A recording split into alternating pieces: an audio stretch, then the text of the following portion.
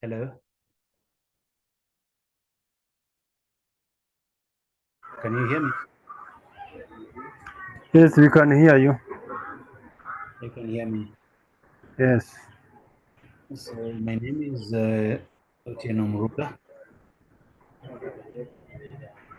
I will be your coach or your trainer for this strategic performance management. I will start by looking at what is required of you in the exam or what is expected of you in the exam, and probably be able to look at one or two past paper questions or sections of past paper questions as we try to find out the best way to try and make you pass your exam. So I will start by presenting a short PowerPoint just to look at the areas what is expected of you, and and then after that I also, if you can on the chat, if you can on the chat, try and uh, suggest some areas that you would like covered now that you are the students. Suggest some areas that you like covered. Maybe if we have a time in the next class, we can look at those specific areas on the chat side of the chat side of the account of this the chat side of this particular meeting. So I'll present my screen.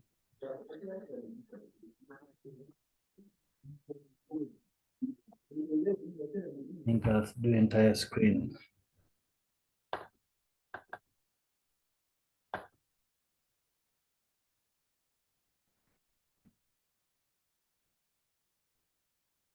I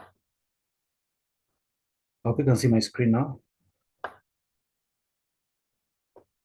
Are you able to see my screen?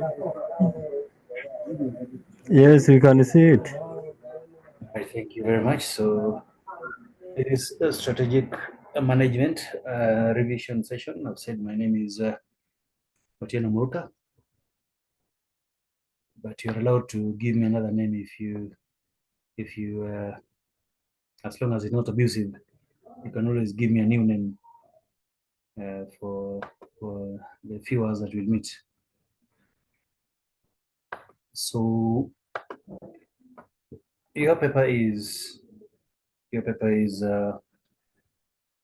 not so bad, although it's we call it advanced session. After this, you're supposed to be a strategic manager or a corporate strategic manager, guiding the company on various areas or various items that you can see. So we will go through the tips of the exam tips, planning and time management, the way of tackling some questions here and there, whereby most students, which is important for you, and probably linking areas, topics here and there, because sometimes students get confused. Um, a question does not have to come per topic. One topic will be topics are related, or the whole exam is one about performance management. So you'll find questions asking you different sections combined together. Sometimes students don't know how to do that. And then we look also at common exam topics questions that will be there. Although in this one, it's a little bit hard to tell what will and what will not be there, because it's a short, so everything is almost examinable. But this is what your exam is. That's what your exam is. It's about 3 hours, 45 minutes. You have 15 minutes of reading and probably 3 hours, 30 minutes, so 3.5 hours of presenting your work, writing, understanding it, and giving answer to that question. So Your exam is two sections. If you are sitting it for the first time, it is two sections.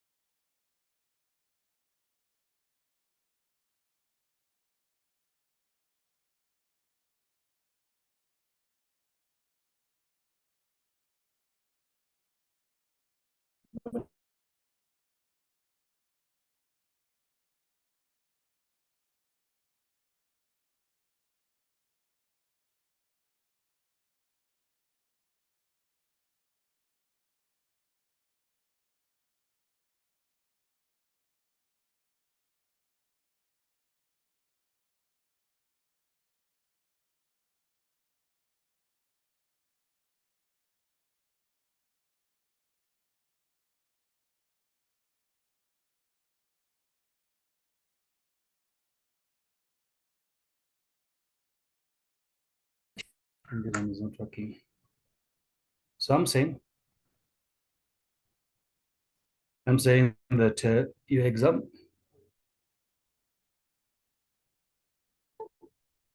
my presentation, that I lost you for a minute.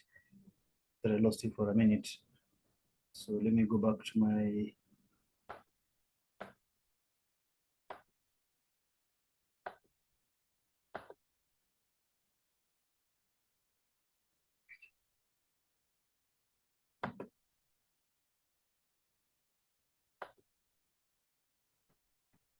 So I was saying that your exam is 3 hours 50 minutes. Section A is compulsory. 50-mark question that is required of you to do. And then section B, you have 3 questions from which to do 2. Section B, you have 3 questions from which to do any 2 questions. And so that you can be awarded all the marks, so that you may be awarded all the marks, please show all your workings. Don't present an answer without any working, because sometimes your answer may be wrong, or because you're under pressure, you may write the wrong answer, but the workings are right. So we will look at the workings, and award you marks accordingly. Be clear on your workings. I think sometimes students assume that the person marking knows how they are getting the answers. So your working remains on your computer or on your calculator. Show all your workings. That would add you some value. You may not even have time to finish the question or present it, do the presentation part. But if the workings are there, at least you will be awarded marks for the working. So try as much as possible to do that. Those are the exams instructions for your exam. I think sometimes students miss this part very much.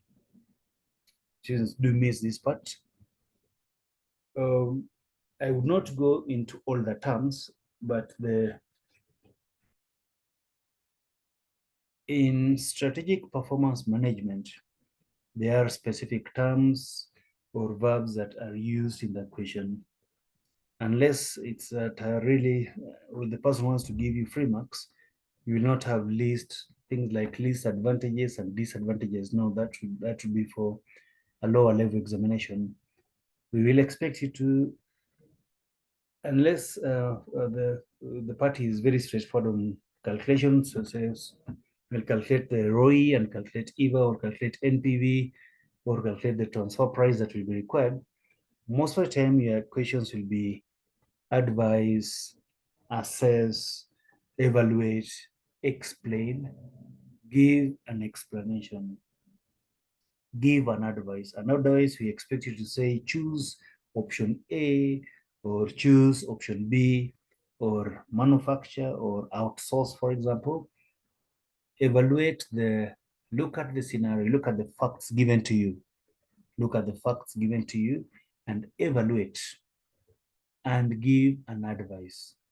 If it's a discussion, look at discuss from both ends, uh, pros and the cons, so the advantages and disadvantages. So bring in these facts, bring in these things. If it's an explanation, give a good explanation of why this is 1, 2, 3, 4, or why this is becoming, or why is it changing? Why is the value changing? My point is answer the question as required, as asked.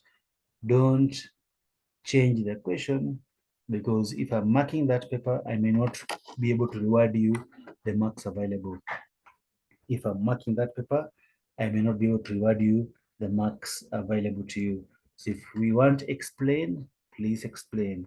If you want advice, give the advice as per the scenario or as per the calculation, which may be section 1 or section 2 of your exam, or part A of the question. The part B may require an advice. Give an advice as per the scenario. Evaluate or discuss a given scenario and bring out the points. Of course, there'll be a scenario given to you. There'll be a scenario given to you. Bring those points clearly out. Bring those points clearly out, that somebody can see this is a discussion, this is an evaluation, or this is what is required of you. If you say list, then list. If we say list, then list. But at this level, because you are a strategic manager, we expect you to give a good presentation to the board in a way that the board of directors may understand what you're talking about and may grasp exactly what's required of you. So use those verbs. Use those verbs accordingly. Use those verbs accordingly. Bring them out in a way that I will give you marks. Just to do with that, the next part, the last bullet point there, and I'll show you just in a minute. I'll show you in a few minutes. Sometimes I will ask you to explain or advise or assess or evaluate, and the discussion is so long, but the marks allocated is about 3 or 4 marks. Be strategic. You only have 3.5 hours to answer all the questions. You only have 3.5 hours to write everything, to answer all the questions. The marks or the points you're going to give, should be, commensurate with the marks given. If it is a 12-mark question and it's a discussion, I really expect an in-depth discussion.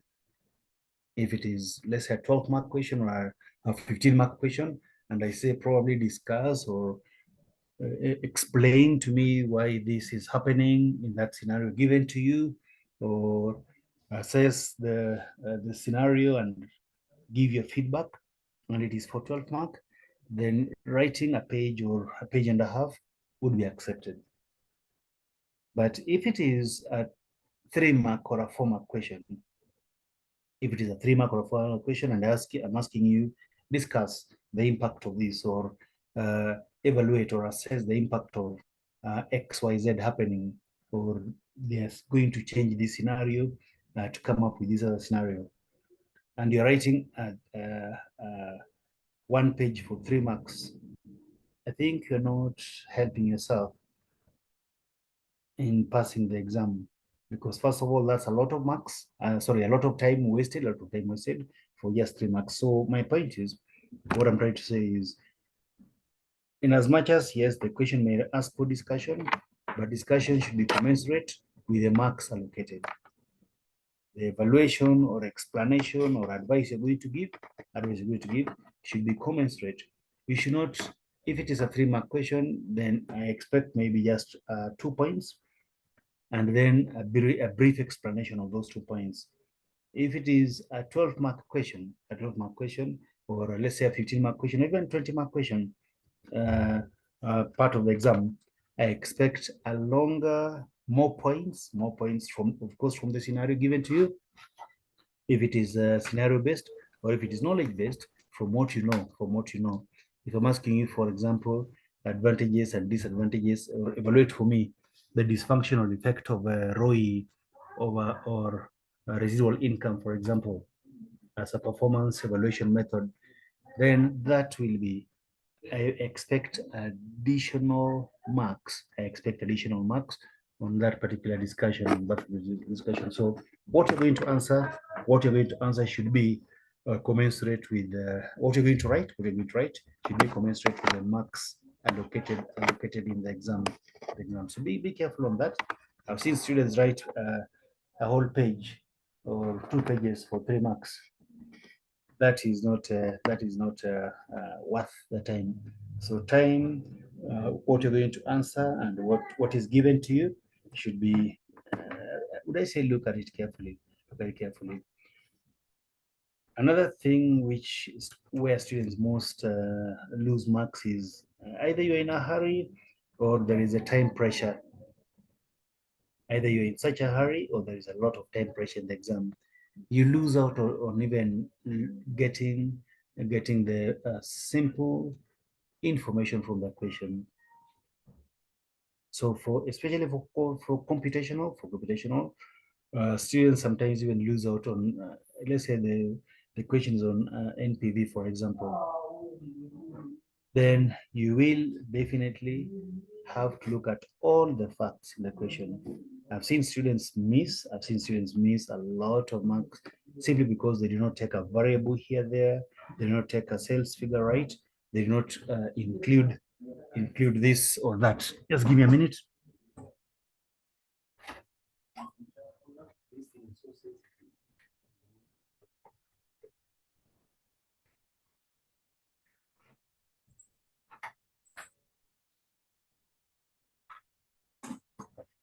So students do miss marks because of probably not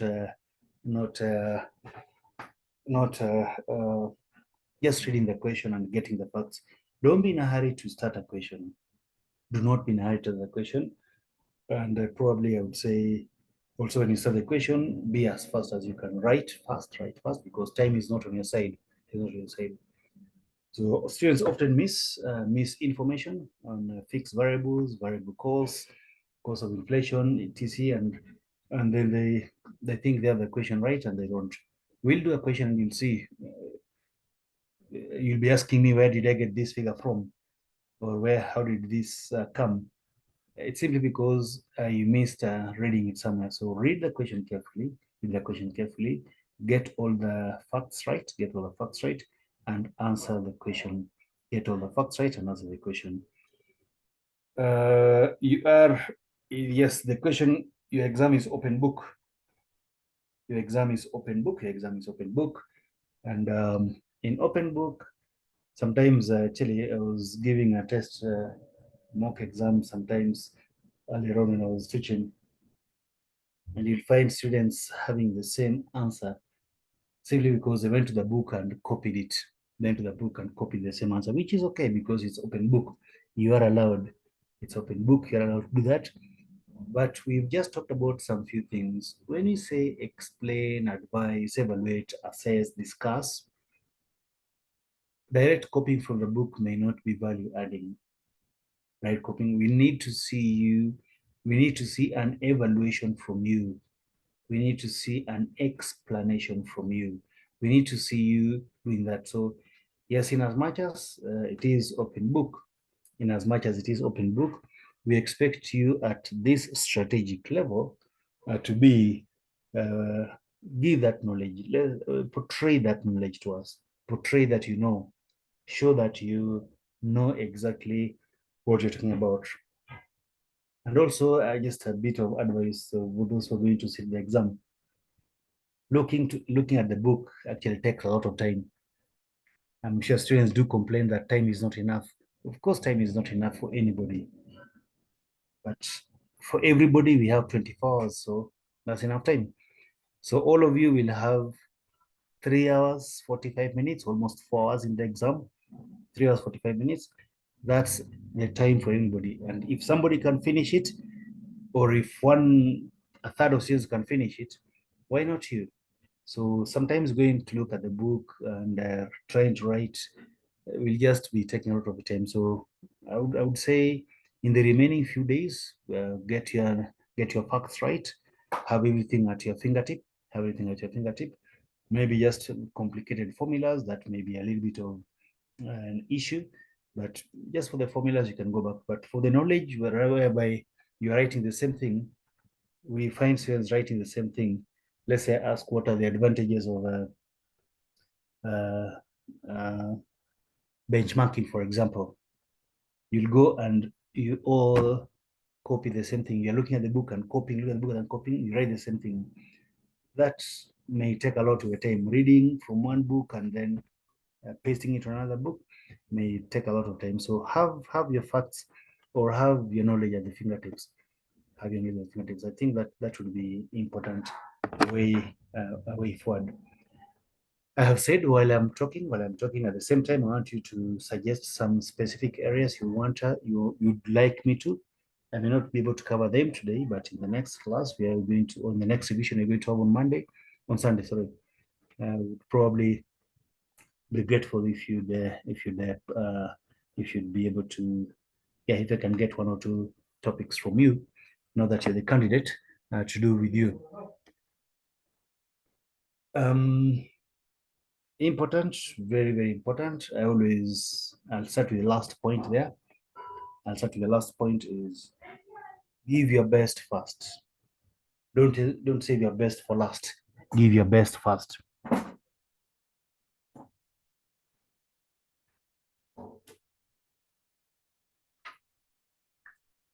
What I mean here, you have 15 minutes of reading. You have 15 minutes of reading. In that 15 minutes, identify the core exam question that you can do without thinking, or you can do as fast as you can. Identify in those 15 minutes whether it is section A, whether it is section B, whether it is section C, whether it is section A, where you have the 50 marks, or section B, where you have the 3 questions to choose from. Choose as fast as you can. Choose as fast as you can and start with your best.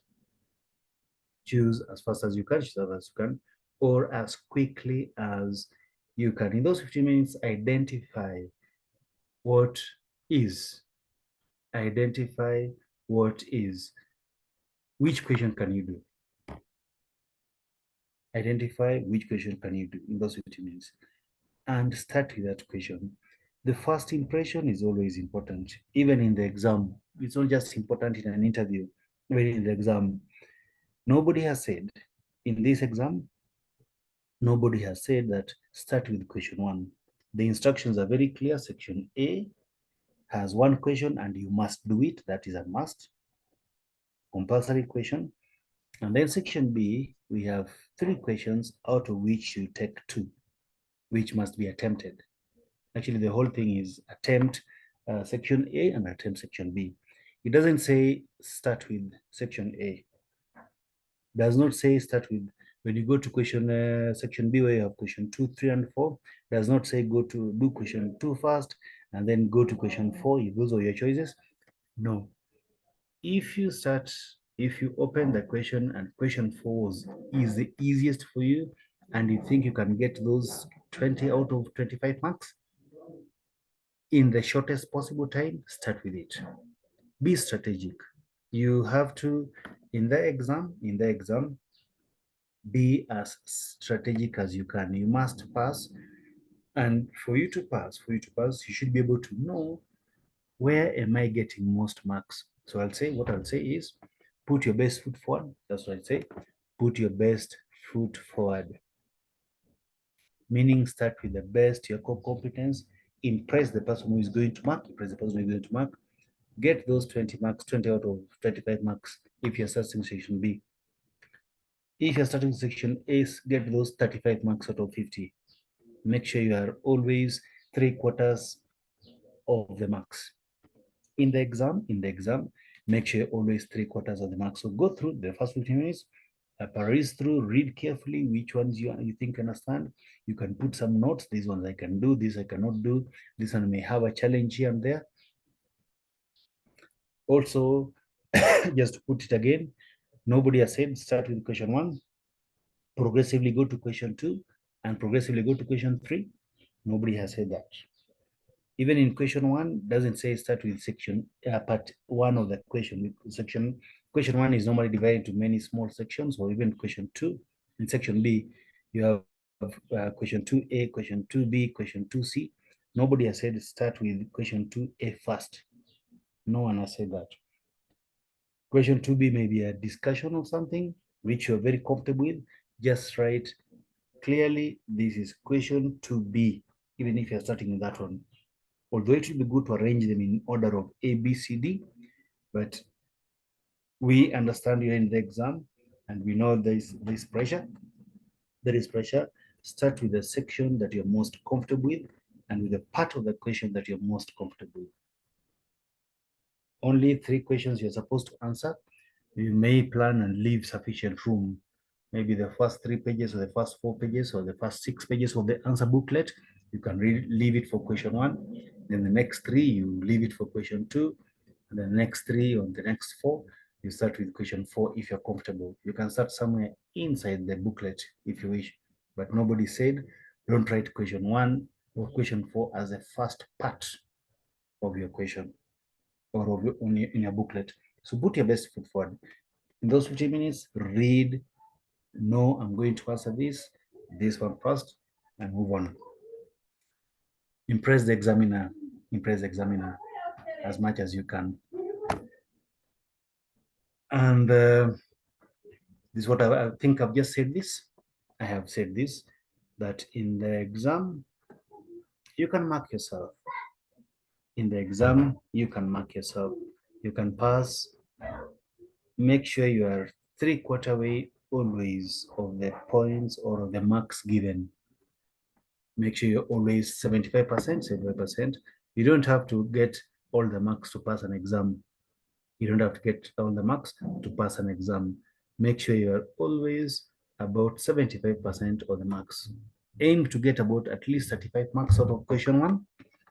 Aim to get at least 35 marks out of section A of the exam. And then section B and C, section B, in those 2 questions, at least 20 marks. At least 20 marks out of every 25 of the exam. In that way, you will pass. You can mark yourself. You can mark yourself in the exam. Make sure you're above 20 marks in section B for each of those 2 questions. You don't have to get 100% to pass. All right, I think that is important. That's important. Actually, that's when sometimes you also have to be, if you're sure you have gotten the 20 marks, don't spend too much time on one question. If you're sure you're above 20 marks, move on to the next question. If you are sure you're above 20 marks, move on to the next question and probably do it. That's the best I can tell you. And I look at some of the, I think these were easy. These ones are easy now. If you are seeing my screen, in each and every question or section of that question, there is the easy marks. Discuss the dysfunctional effect of ROI. Discuss the dysfunctional effect of ROI. That will easy.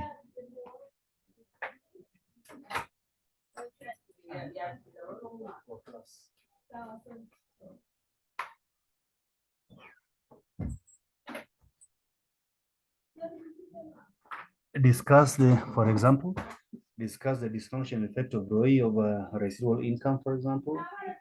That will be very easy marks. Very easy marks. Identify the easy marks that you can get. Identify in each and every question, identify the easy marks that you're able to get. Will make you pass. Will make you pass. And if you're stuck in one part of the question, please move to the next bit. The fact that one section is not coming does not mean you don't know anything or everything in that question. Especially section A, which has got different subtopics, very many different subtopics. Move on to the next bit. Actually, section A is very easy to pass because you'll find a topic on a ROI somewhere, you find a topic on NPV somewhere, we try a topic on probably transfer pricing, you find us a topic on probably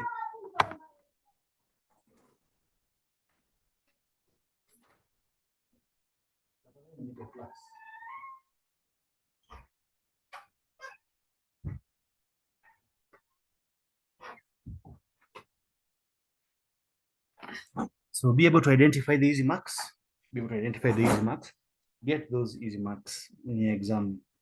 You don't have to finish an NPV, a whole 25 mark question. Getting 2 marks is much easier than getting 10 marks. If you can see 2 marks somewhere, go for it. If you can see 3 marks somewhere, go for it.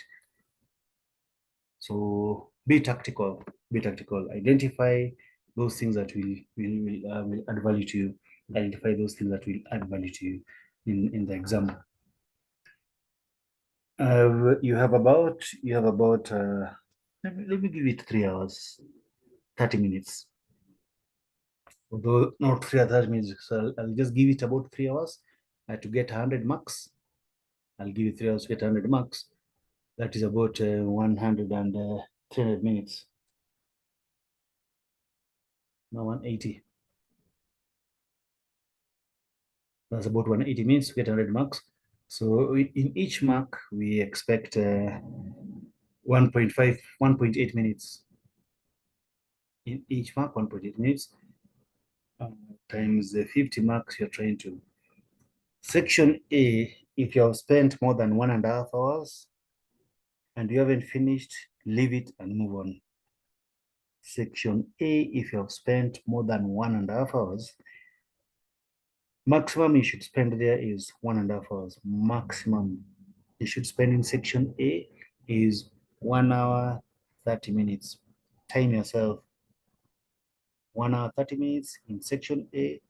If you have not finished, move on. You have other marks. You have another 50 marks to get in section B. Section A and section B are equal. You have 50 marks in section A, you have 50 marks in section B. Don't overspend too much time in section A. Students waste so much time.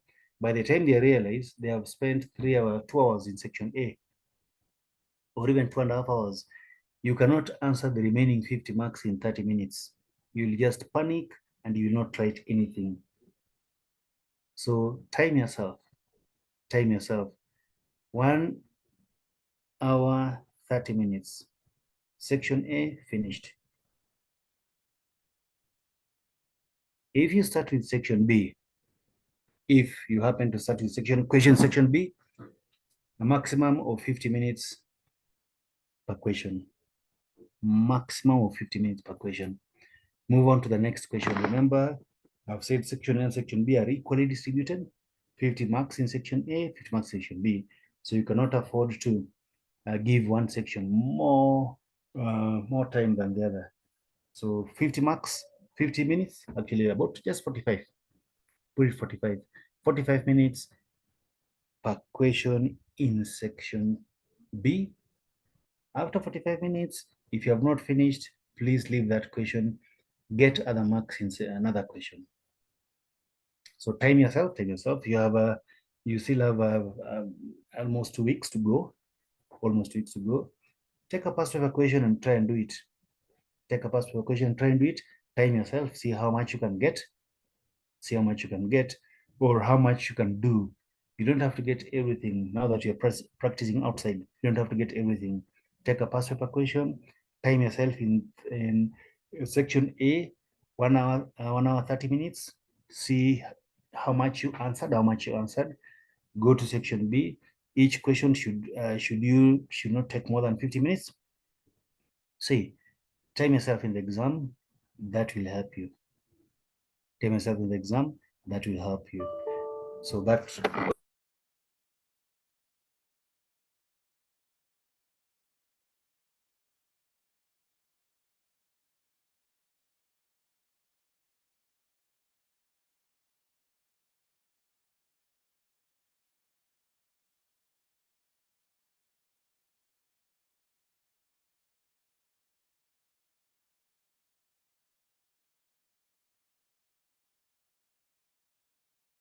namyutinze amajwi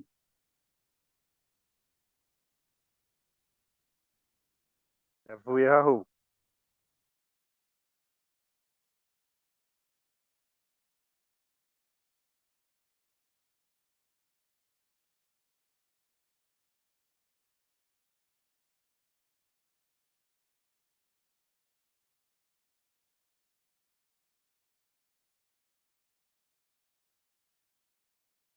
Mwarimu bigenze gute cyangwa ninjye ufite ikibazo cya internet network?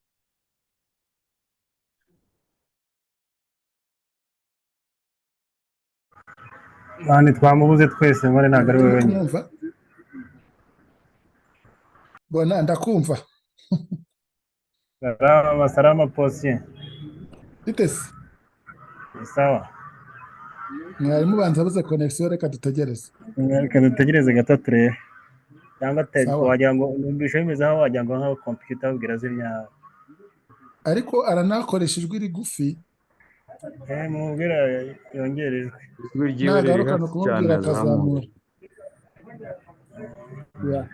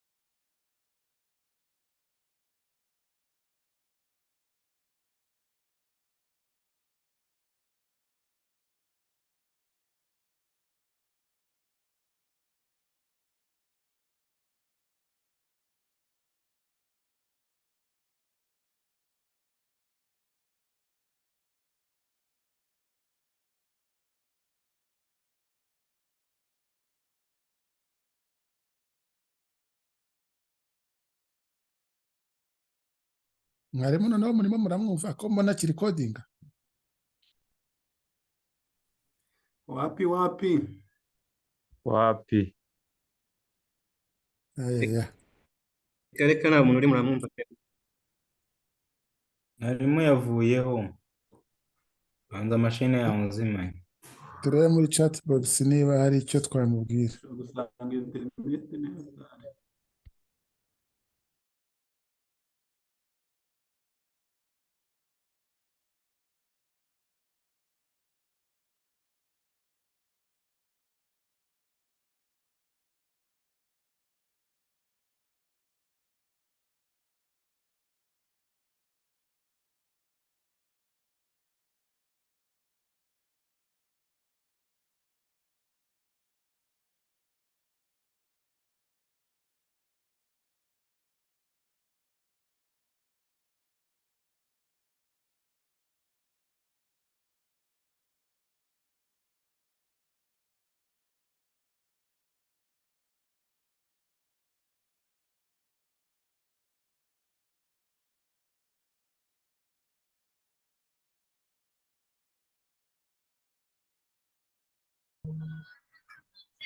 Sorry about that. My computer is as old as me, so it went off a little bit.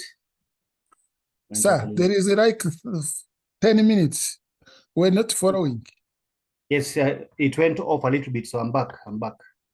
okay Yeah, so go to where I was.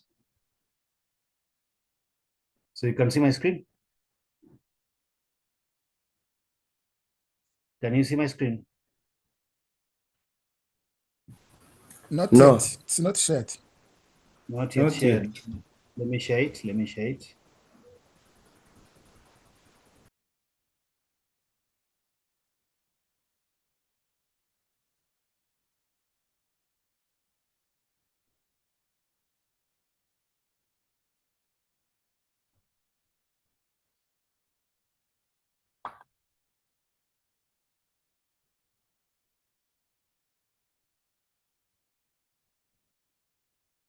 You can see it now? Yes. All right. So what I was saying is that in your exam, there is the easy marks that you have to go for. There are the easy marks. There are the easy marks that you have to go for. And said also make sure you don't spend too much time. And say your exam is equally distributed. Section A has 50 marks, which you must answer. Section B also has 50 marks, which you can grab.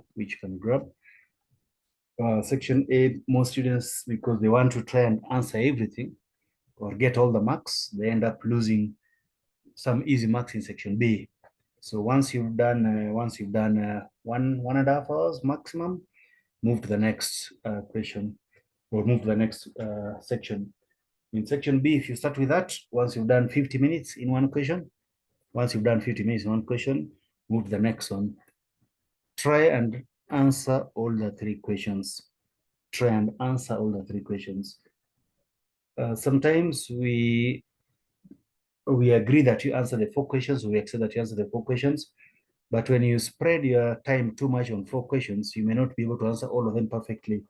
So concentrate on the 3 questions that you have chosen and answer them very well. Of course, section A is a must, but section B, consider the 2 questions that you've chosen and answer them as well as you can. Answer them as good or as well as you can. I have identified some few topics. The next bit of my presentation is some few common topics. Although I would be wrong to say common topics in the strategic performance management. I would be wrong to say common topics. Why I would be wrong to say that is because you have about 12 or 13 topics in your book, all of which can be examined at one sitting. Unless now I go to the specific or the small subunits in each topic.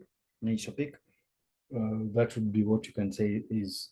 Otherwise, all the 13 questions, it's possible to bring something out of each and every topic. But as your exam says, as the exam name is, the main bit will be performance evaluation. The common bit that will not miss for you is performance evaluation. You may be required to evaluate performance of manager. You may be required to evaluate performance of a manager or a division, or you may be required to evaluate performance of the whole group or the whole company using either financial or non-financial.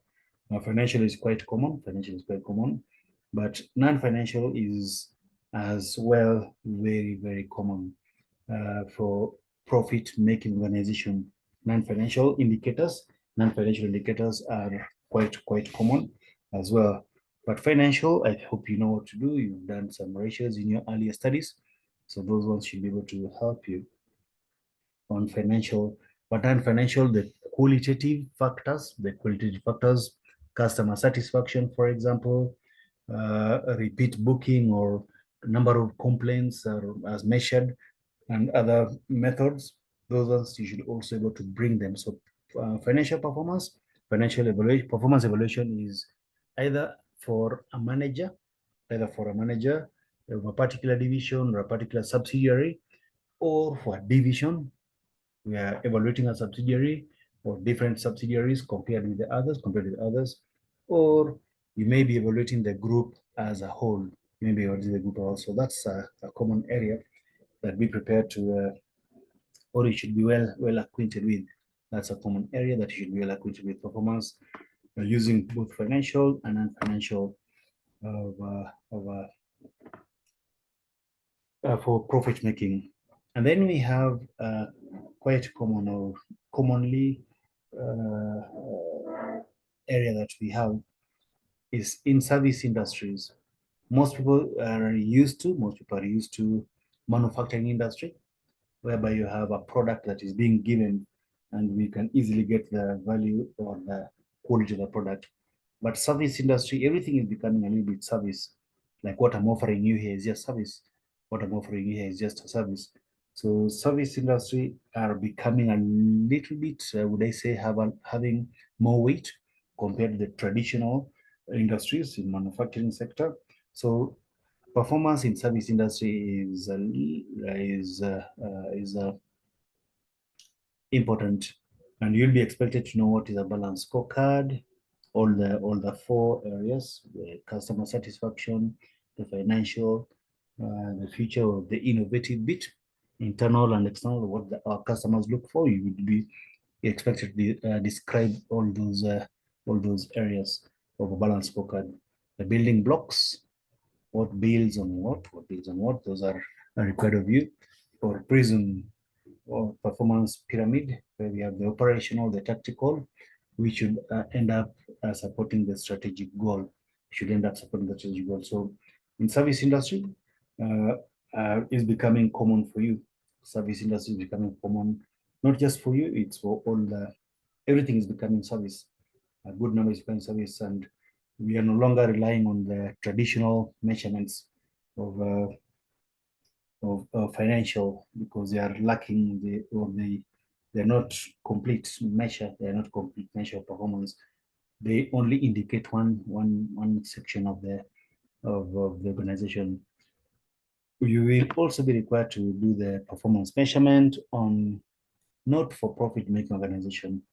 You'll be required to do performance measurement on not-for-profit organization, a government department, for example, or an NGO, or let's say you evaluate the city council or city commission of Kigali, for example, whether they have, or let's say the rural urban road department or the sewerage department of the city, or the police, for example, how well the police is performing in terms of reducing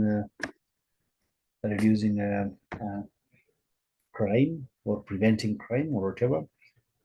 So not-for-profit organization and government departments are becoming a little bit, you should be able to use. The main one is you can also use the balance scorecard, and you can use the financial performance like ratios and etc. But they mainly use what we call the three is economy, efficiency, and effectiveness in trying to get the performance of that area. So performance is common. Make sure you're able to do that. Another common topic is this is actually the name that we used to call it many years ago when I did my exam many years ago, 20 plus years. We used to call it advanced management accounting. We used to call this paper advanced management accounting. So that's what it is even today. Just the name has changed. The concept still remains. So costing and costing methods will be there. Pricing decisions, including target costing, ABC, marginal absorption costing. Those ones are still expected of you, and it will be somehow a part of a question. It will be in one way or the other, a part of a question that you will be required to do or answer. And we're going to do, I'll give you a question, or we're going to share a question, try a past paper question. You will see the costing aspect coming in. I've added that as part of transfer pricing, because costing and pricing go hand in hand. You cannot do a cost without doing a selling price. You cannot do a cost without doing a selling price. So costing and pricing, the decisions go hand in hand, and you need to know the other pricing models. Other pricing models, including when you have things like transfer prices. Transfer prices, those are important that you should be able to discuss, or any other model that can be used for pricing purposes. Your book has a little bit the theory behind pricing, the cost plus pricing, marginal cost plus pricing, market scheming, or market target pricing, or such kind of pricing. So you need to, I think that's also quite common, cost and cost plus. Decision making in where there is risk and limiting factors is important.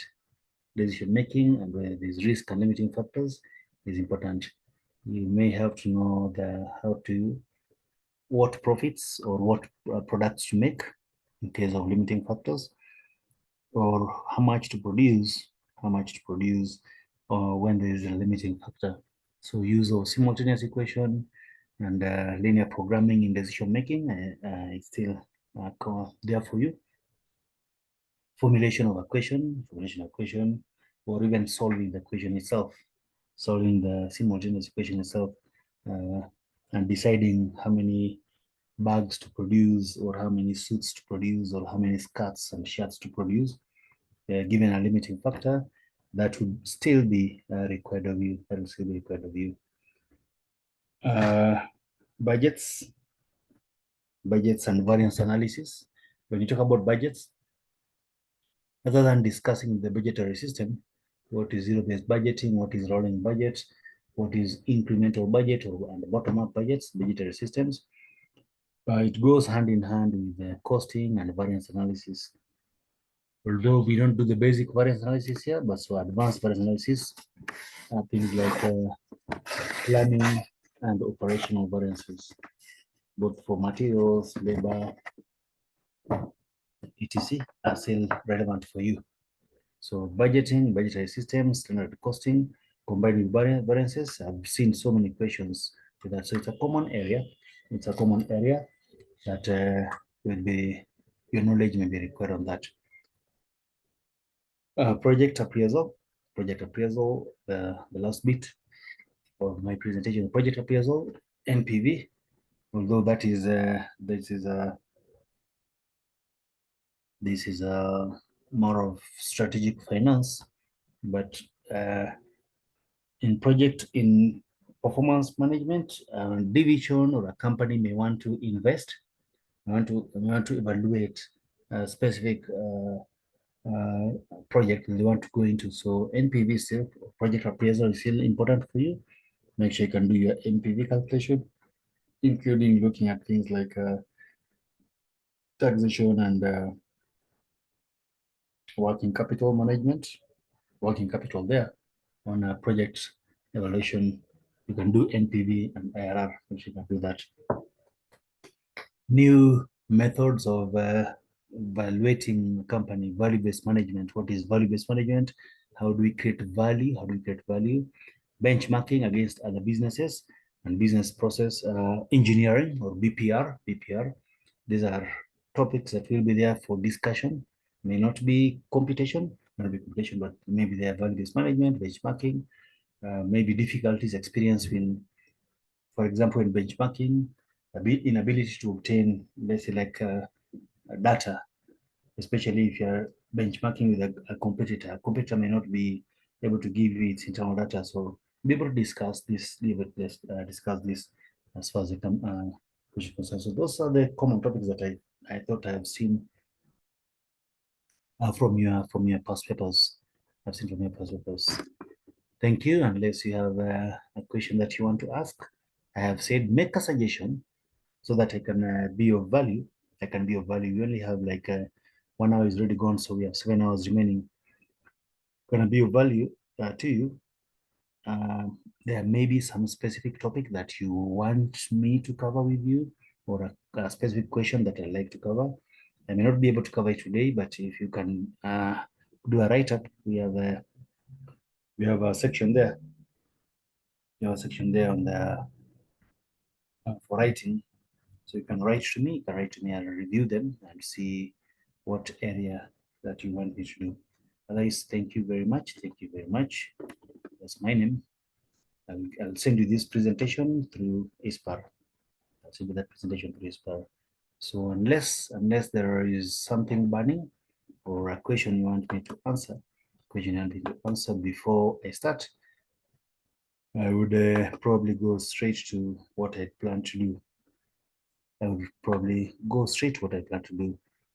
My voice seems to be low, but this is the highest I can get unless I start shouting.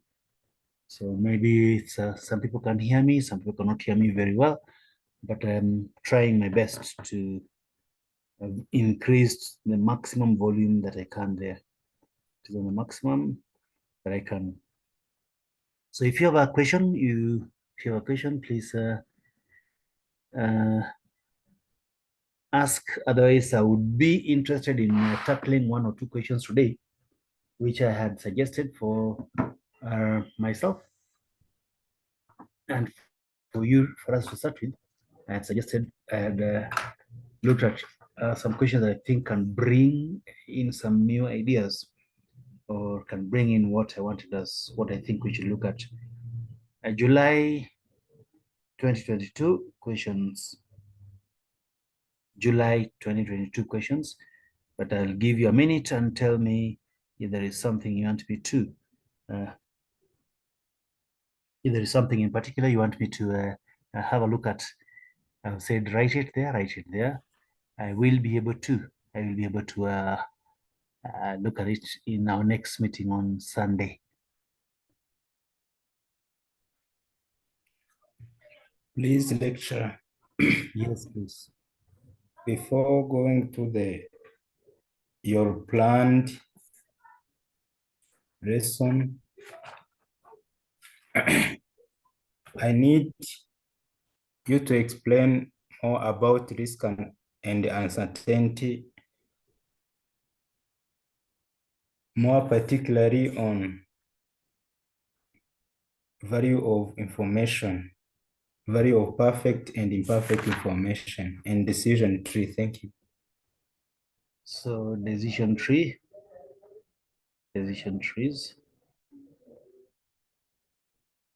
and risk and uncertainty, and VOP, value of perfect information. Yes. Okay.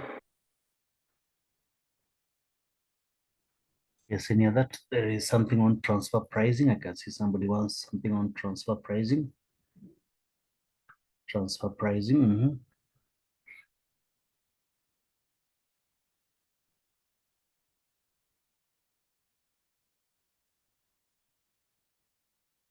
All right, the best way I can answer them, these two, the best way I would be able to answer these two questions would be looking at them from perspective of past paper question. It would be good to, because I believe you have done some reading, and there is more of revision. So I believe you have some prior knowledge. So I will identify a question with you, maybe not not in this specific one, especially for the value of perfect information. I have to look for your past question, or I can develop one question right away. But I will look at risk. This sounds long. Decision trees is a whole topic, and risk is another whole topic. And VOP, probably we use it when we talk about perfect, when we talk about decision making. But we can look at it. So I'll try and look at a question. And then answer you. Maybe not in this specific session of your meeting, but I will come up with a question in our next meeting session. You can see a question also. Somebody wants us to look at variances. I've seen transfer pricing. Some of them have captured. Some of them have actually captured in in this question which I've identified today. Some of them are captured in this question, which we have identified today. Question, the July 22 question paper, the July 22 question paper. So some of them are there. We can see variances. I think there's some variances there. And we have, I think, a little bit of transfer pricing in there. So let's look at that. And then in the next class, for the sake of, in our next meeting, I'll look at risk decision trees and value of perfect information. Bring a question and look at it together. So I will do with you to bring, I think there is a question on transfer pricing, but we can look at another question. So I'll give you the, if you can, please look at July 2022. Look at July 2022.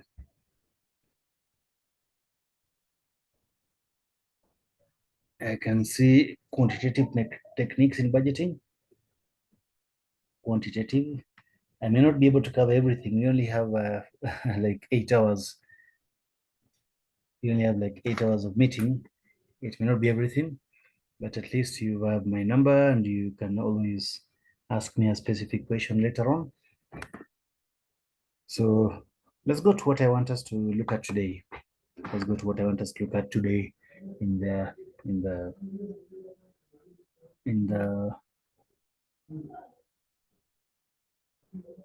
divisional performance, transfer pricing, and LP.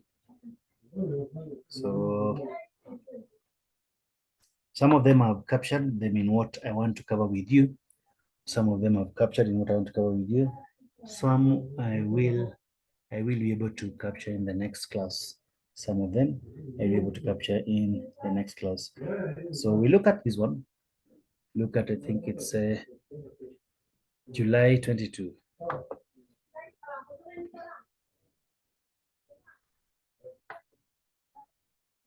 I think it's July 22.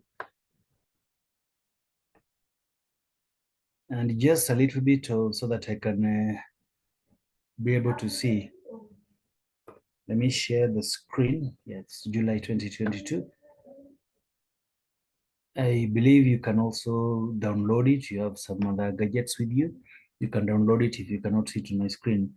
But I just wanted to guide you very, very fast on very fast. Looking at question number 2, a specific area, specific place that I really wanted to seek your attention or direct your attention to.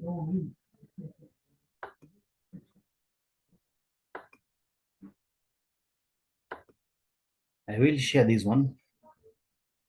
So this is July 22. You can see the screen. July 22. You can see the screen. But I'm interested in this question number 2 just for one reason. It is question 2B. We will not even answer it. We will not even answer it. But let us read it and please time the reading. Time the reading. I will read it. It is 1810.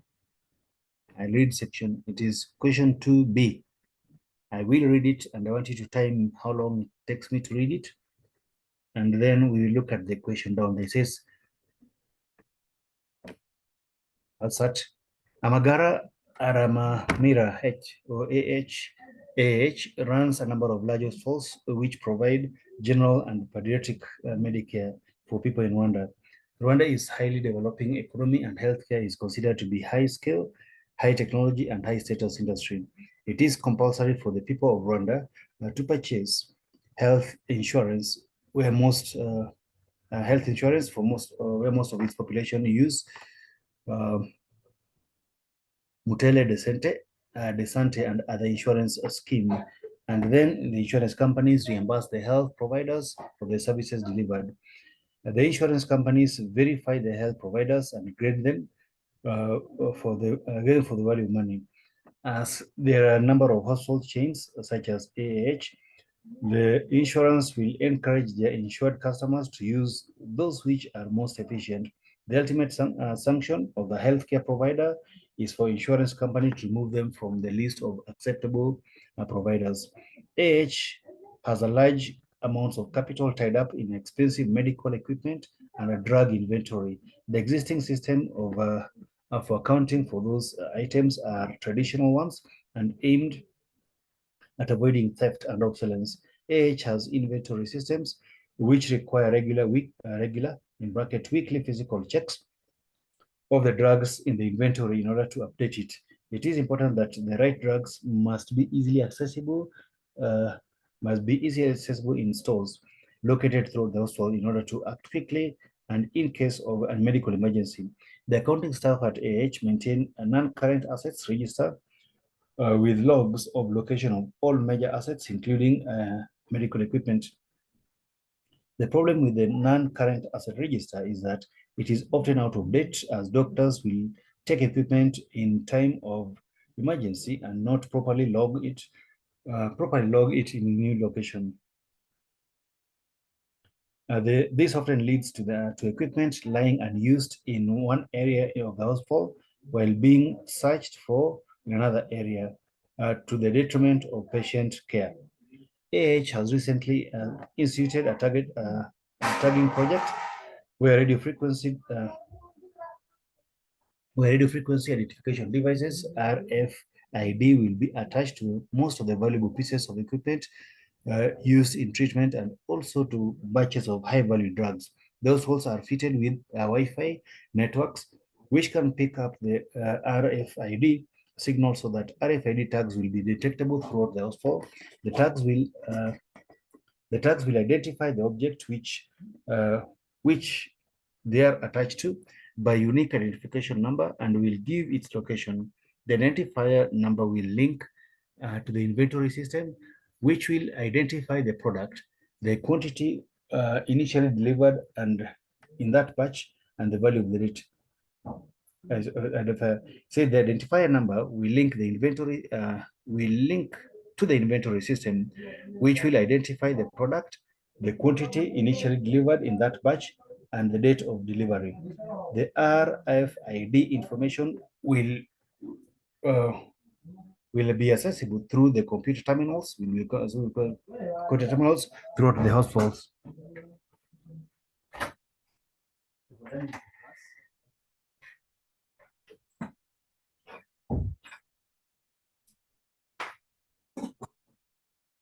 HS through those households. The finance director of and administration, Dave, has asked you to advise them on the impact of the new system and the performance of the management of AH. He has suggested that you look at the costs, the benefits which will be assessed, and with producing the information from RFID, the impact of the nature of the information supplied, the changes of the performance management reporting, and how the new information could be used for improved control at the household.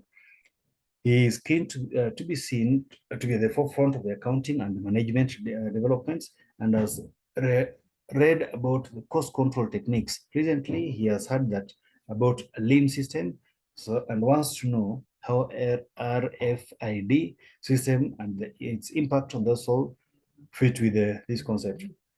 Given the importance of the medical staff running the hospital, he also wants to know how their behavior will be affected by the control information from RFID system. There is a very strict social order among these staff in increasing order of skills, nurses, general doctors, and specialist doctors, which regularly causes friction when one group feels it is not given its due status. For example, recently the general doctors agreed to a new method for nurses to record drugs administered to patients, but this new system has not been fully implemented due to the complaints by nurses and specialist doctors who were not consulted on the change required. Discuss the impact of the radio frequency identification devices system on the performance management of DF by the DAF, and to discuss how medical staff attitudes will influence the design and implementation of RFID system and how it might be used to promote responsibility and accountability at the hospital. About 3 marks. It has taken me 6 minutes to read the question, and it is only requiring about 7 marks. Although those 7 marks are very important for you in the exam, those 7 marks are extremely important, but just see how much time you're wasting or you're using in getting 7 marks. So that's why I said be strategic in your exam. Be strategic in your exam. Allocate your time efficiently. Yes, the question was easy. That part of the question was relatively very easy, relatively very easy. But on the other hand, it was taking out of your time. And being a scenario based, we know you have not worked in a hospital, probably you don't work in a hospital, you've never been, some of you are still young students, have never worked before. But in such a question, other than the part for the 3 marks, which may require a little bit of expertise or experience, how people react to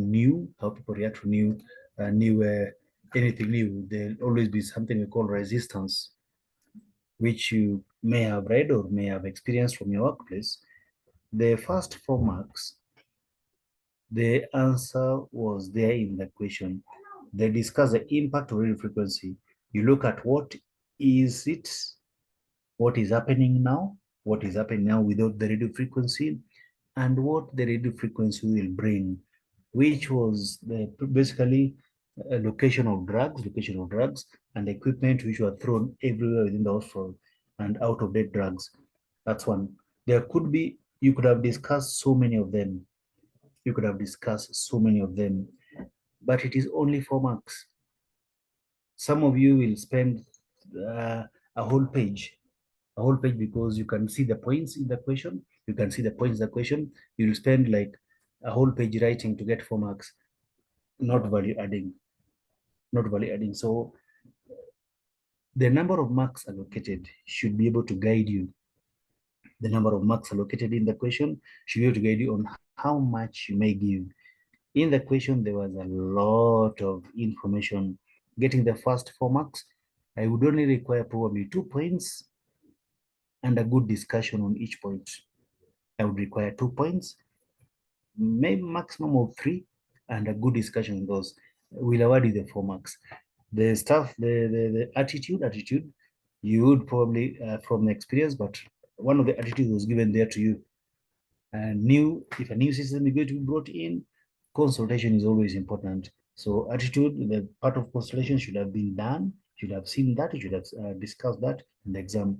But I wanted to show you that part. I wanted to show you this part, which I thought was important. Now that you're just about to sit your exam, the marks allocated in your exam should be able to guide you on how much input you're going to put there, how much marks on how many minutes you're going to put there.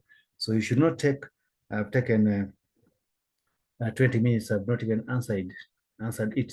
Of course, I'm not writing, but you should have taken, if you're going to write it, you should have taken a maximum of those 20 minutes in reading and writing. Actually 10 minutes times 7, 1.5. Yes, you'd have taken about 10 or so minutes in reading and writing. That's 1. 2, I've read it in the wrong way purposely. I've read this question in the wrong way purposely. Such a question, start by reading what is required. In such a question, start by reading, not even only this question, in all your questions, start by reading what is required so that you know what you're looking for in the question. You will identify, this is what I'm looking for. The impact of radio frequency identification on the performance management. That is what you're looking for.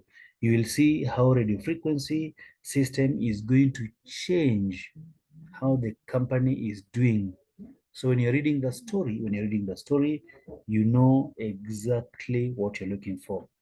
I hope you're getting the points. That's not the question I plan to answer today. the question I plan to answer. So I'll start with the section A of this question. I'll start with section A of this question and try to answer, bring out the points of what I wanted to bring out the points. Some of them have been captured here in performance. Some of you are asking what is transfer pricing, what is variance. Some of them have been captured, some may not be captured. We'll capture them in the next class on Sunday. So I will answer this through CZ. I'm going to answer this through CZ question, and I will go to required so that I can know what I'm looking for. So discuss performance. Now the first 13 marks. Someone was asking about transfer pricing, so I think this will capture what you're looking for. If the division autonomy is granted, if the division autonomy is granted to divisional managers, and transfer price of the product is set by the manager of division A at the current market price, recalculate budgeted performance measures for each division. So this was a bit easy. It's not even about transfer pricing. It's just calculating profitability. This is a bit easy. It's not really transfer pricing. The question could probably ask you what should be the transfer price, but this one is a little bit straightforward, just calculating. But transfer price is a price which division A can transfer goods between its sisters and brother company or group members, or a company that it is related with. The price at which one company will transfer. The question will ask you what is the transfer price, the price at which companies in a group or companies working together sell to each other. They normally sell at a special price, not really the market price. But the big deal here is how much should the transfer price be? The aim of transfer price will be the one that maximizes the bottom line for a company is to increase profitability. Bottom line for a company is to increase profitability.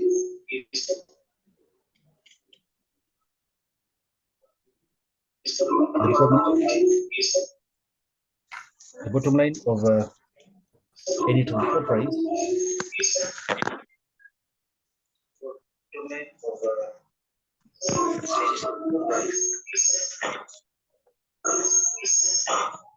Can somebody mute his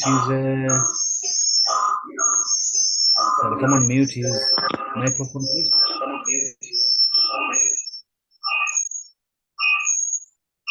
Mugamera.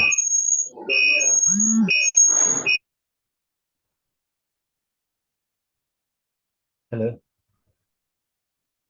All right, so I think we're back. They're saying the bottom line or the aim of transfer pricing is that company should make profitability. That's the way business are set, to maximize the wealth of the shareholder.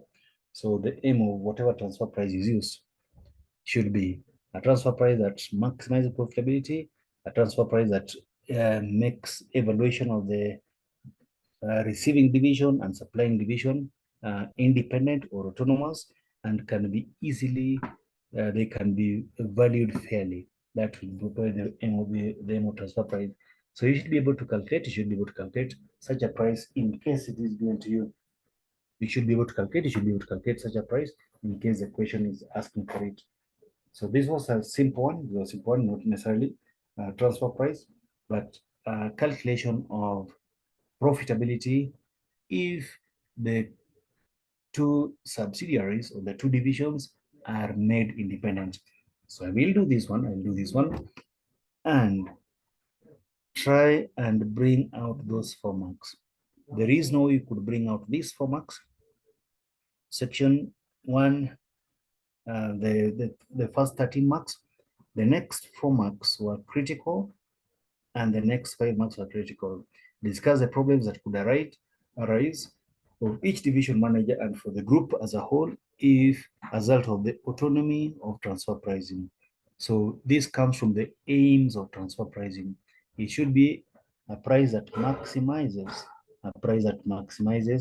the profitability of the company as a whole, does not compromise on autonomy of the two divisions or the two subsidiaries if there is, and is fair for valuation purposes, it is fair amongst the two divisions. Let's do this together as fast as we can. So I'll do it with you, and it is easy. This is just costing. This is more of costing. So let me go to your I'll open an Excel sheet and then I hope you can see, then work it out.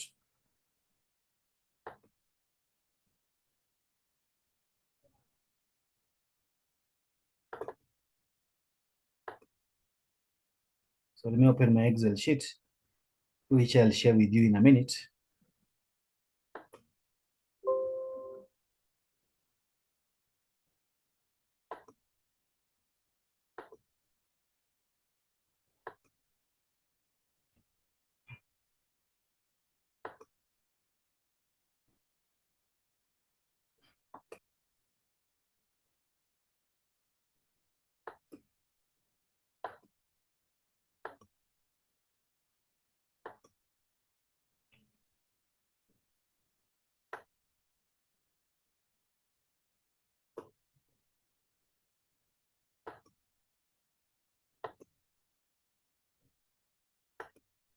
So the question is asking us, I hope I'll be able to, you can be able to see everything. You can see the question, we've read the question. So division autonomy, it says if division autonomy is granted, calculate, and the transfer price is a product of the product is set by the manager of division at the current market price. We calculate the performance of the performance of each division. So let's go to where that question is. Let's go to that question is and see what we're looking for. It says Rusizi Group is a well-known company operating in Rwanda. It has two divisions, A and B. Each division produces only one type of product. Product A produces X and B produces HK. The final product HK usually uses. The screen for question is not shared, sir. The screen for question is not shared, so let me share it. I don't know why it is refusing to share everything. Let me try to share them. So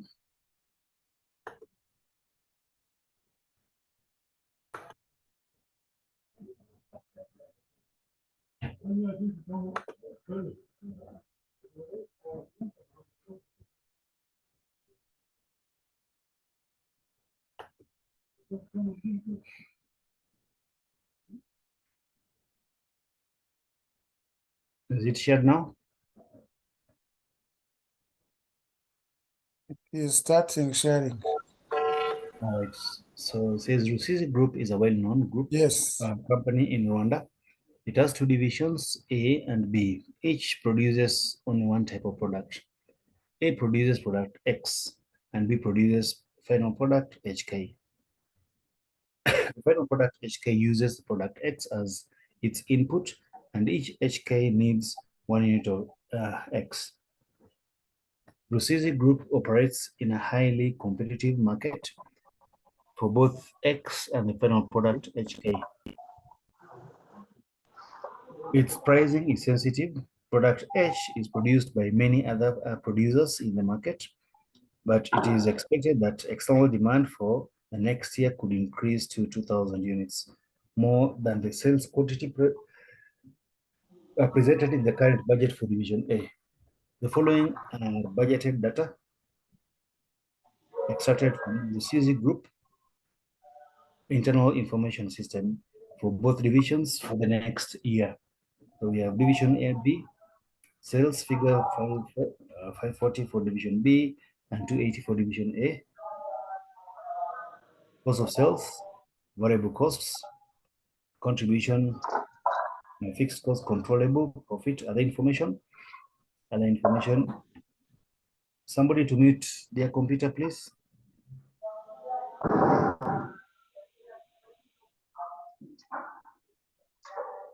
Somebody to mute.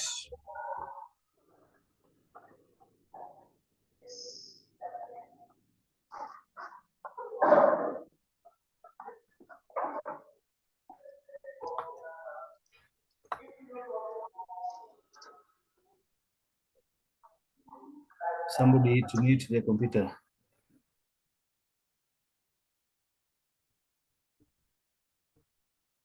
All right. So we have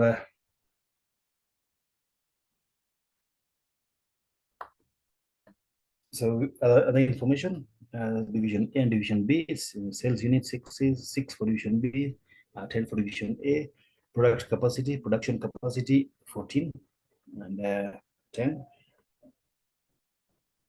External market price 90 and 40, and capital employed 350 and 10. The external data, external demand are as follows. Down there we have external demands are as follows. So division A, 6 units, only 40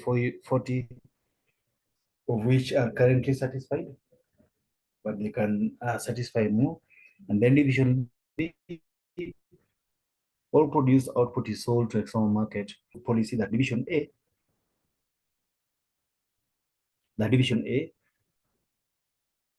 division manager, it says it is also in the Rusizi group policy that divisional managers' performance should be evaluated against 4 measures based on the above data. The budgeted performance measures for the 2 divisions are as follows: residual income, capital employed, operating profit margin, and asset turnover. Existing or current Rusizi policy. In Rusizi group, there is a policy that X should be transferred to division B at the marginal cost of 20 per item, and division B must buy all its quantity, the quantity that it needs from division A or from A. Proposed policy, Rusizi group is proposing of giving divisional managers all the freedom to set their own transfer prices and to buy products from external suppliers, but there are concerns about problems that could arise by granting such an autonomy. Required. If the autonomy is granted and managers set market price, what would change? If the autonomy is granted and managers set the price that they want, what would change? What would change? All right, you have 2 minutes to go through it. I'm sure some of you have already done it, but you have 2 minutes to go through it, and let's see. Let's do it together.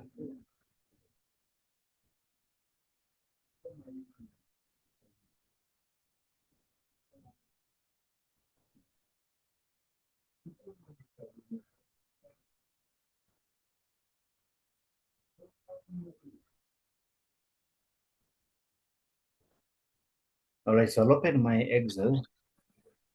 So that I hope you can see that also. Yes.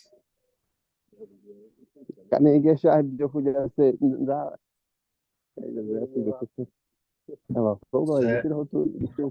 have these 2 divisions. I can copy these as first. We are going to recalculate. We are going to recalculate the profitability.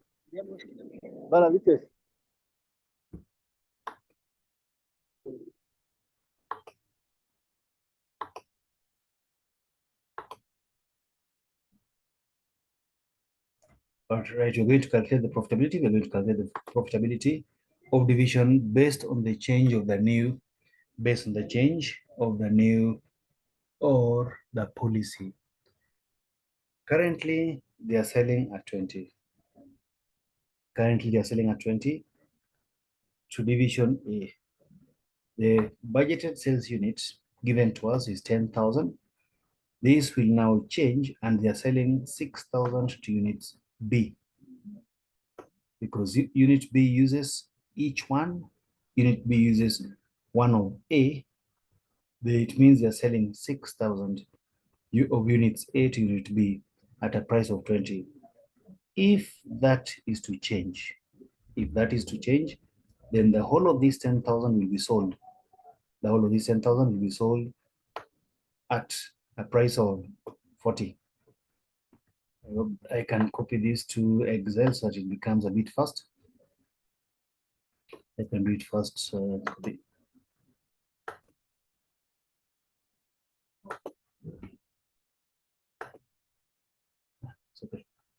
That's right. So write division A and division B. Let me increase my Excel. You can hope you can see. So sales will be sales revenue. Sales revenue for division A, what they can sell externally. Currently, they can sell up to 10,000. So, okay, let me see.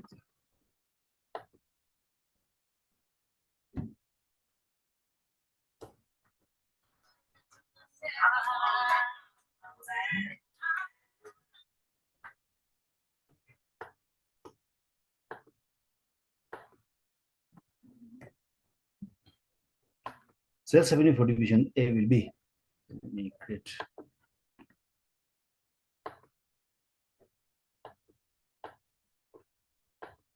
They will sell 10,000 units at a price of 40. They'll sell 10,000 units because that's the capacity. There's the capacity, the price of 40, which will give us about 40,000. So 10,000 units times 40 will give us about 400,000. Those are the units, that's the maximum they can sell.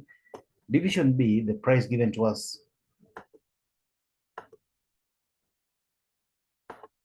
Division B, the price given to us, they can sell a maximum of.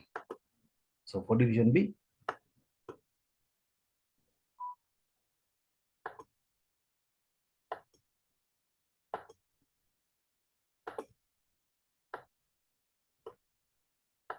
just trying to create some space there. Division B, what they can sell 6,000 units. The market price per unit was 90. That's what they can sell. I think that one does not change. They can sell 6,000 units. The market price per unit is 90, giving us revenue of 90 times 6,000.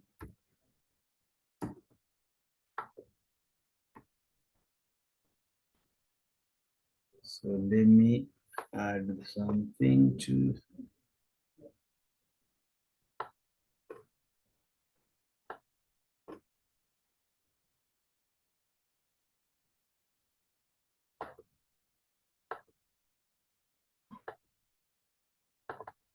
So those are the sales revenue from the information provided. Those are the sales revenue. Let's see the variable costs. I hope you can still see my screen. We are told that is a sales revenue because there'll be selling price will now be at market price. So market price will be 40 for division A and 90 for division B. And then they can variable cost for division A, this does not change. They were producing and selling. 10,000. 6,000 was to division B and 4,000 was externally. They will still produce a 10,000, so their variable cost does not change. I'll put the same figure. The variable cost does not change. I'll simply write. So this does not change. It is still 200,000. For B, the variable cost will be from the information given. They are manufacturing and selling 6,000. So variable cost per unit, we need to know how much is variable cost per unit because it is not, if they're buying from division A at 20, 6,000 should only be 120,000. But their total variable cost is 228. It means they are adding value. They are remanufacturing or adding some few things. They are remanufacturing or adding some few things to what they buy from A.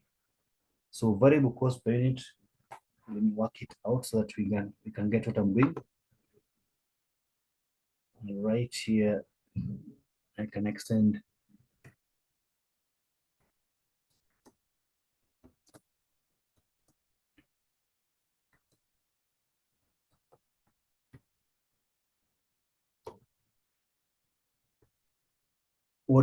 is given? They currently have a total of 228,000 divided by 6,000 units, because that is what they're saying.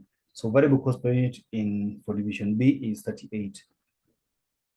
And we know that they buy from transfer from A. From A, they are transferring transfer cost. Transfer cost from A was 20. They were buying at 20. So variable cost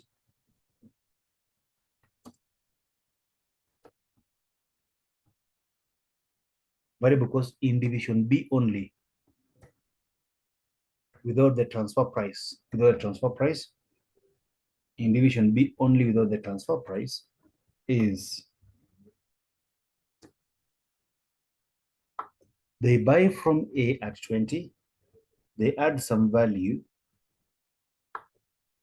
so their total cost is 38. So what they normally add value, they add value at the cost of 18. So they will no longer buy from at 20. If division A and division B are allowed to have independence, or they are allowed to be autonomous, and they sell to each other at market price, then total variable cost transfer from A will now be $40 or FRW 40. The new transfer cost will be 40. So variable cost of B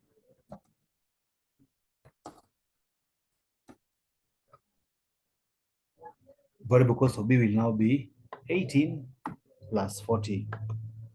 This is the new variable cost of B, 58, not 28. Before it was 38, now it is going to be 58. So variable cost of B will be 66,000 units multiplied by 58. I hope you understand where I'm getting my 58. We're getting my 58. In this case,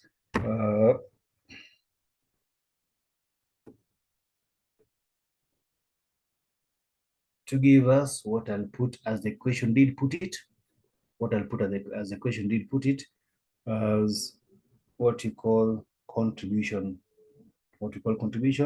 And then we have controllable cost of 50 there, and fixed cost which is controllable 50 and 150, 50 and 150, to give you what we call profits. I'll do my contribution. So we have contribution.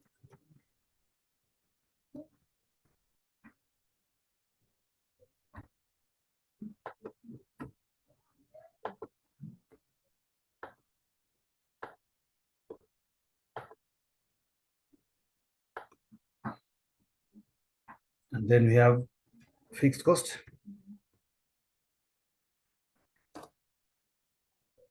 Which the question says controllable.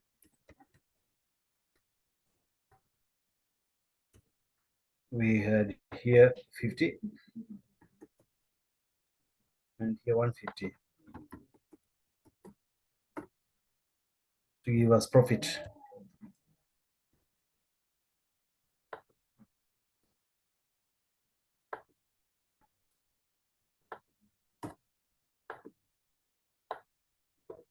So my costs there, right?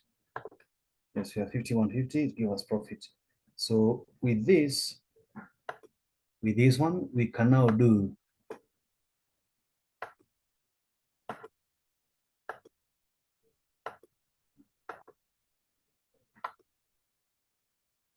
the evaluation that the question wanted us to do, and assess or show the impact of the transfer pricing. I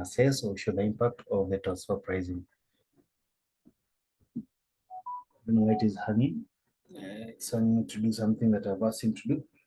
But if you have a question so far, you can ask.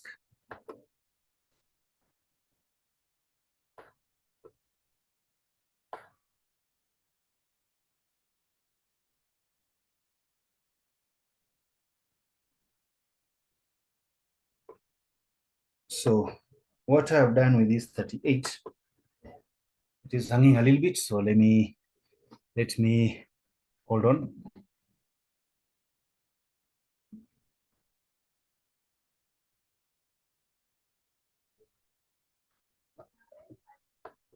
So that is my gross profit, and this is that's my contribution, and this is my profit. Now we can evaluate the company, but before I evaluate the company, we have the following.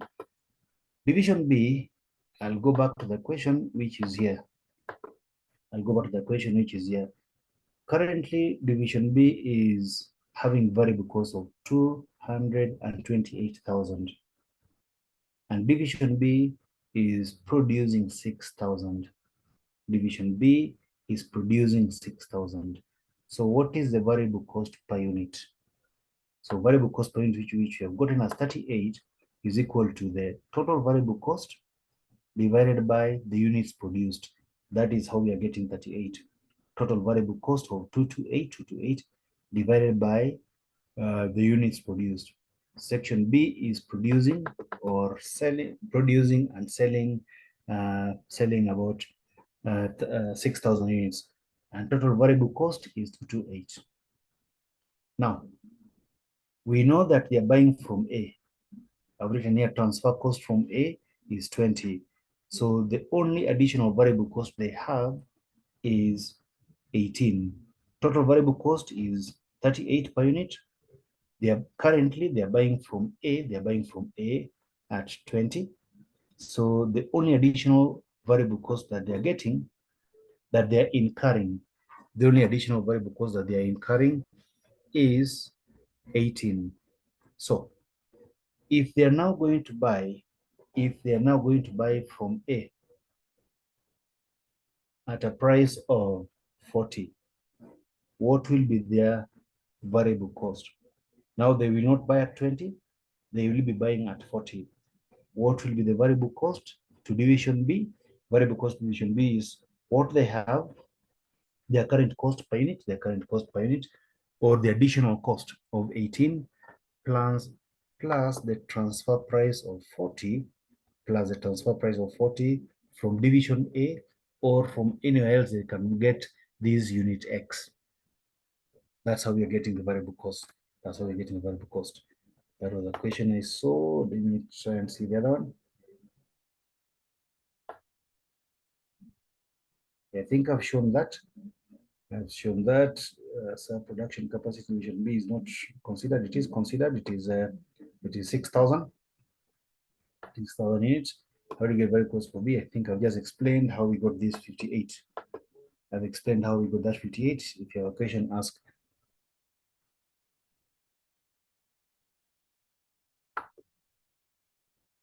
So we are being told.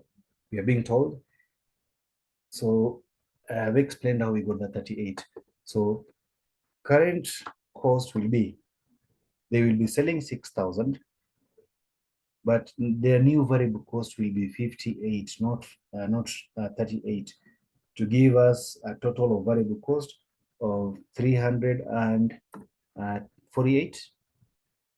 They have fixed cost of 50 division A and fixed cost of 150 division B. This is the new profitability. That's new profitability. We can now evaluate, as a result of changing policy or changing transfer pricing, we can evaluate the profitability of each and every. We can evaluate profitability of these two divisions using the metrics that they had. We are being told currently these are the way they are evaluated. We are being told they are evaluated on, they are being evaluated on the following. They were evaluated, says division. It is also the policy of Rusizi group policy that divisional managers' performance should be evaluated against 4 measures or 4 metrics based on the data above. The budgeted performance measures for the two divisions are as follows. We have residual income, we have return on capital employed or return on equity or return on investment, return on capital employed, ROS, and then we have operating profit margin of 30%, and asset turnover. So we can evaluate these companies and get those 13 marks that you're looking for. Given the following, we have capital employed of 350, 600 for division B, 350 for division A. Percentage charge is 10%, or cost of capital is 10% for both division. We can now do our evaluation. So I'll do the three of them. We have residual income, ROS, profit margin, asset turnover. So I'll do evaluation.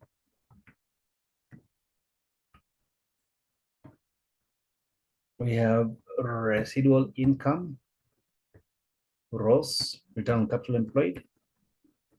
We have operating profit margin.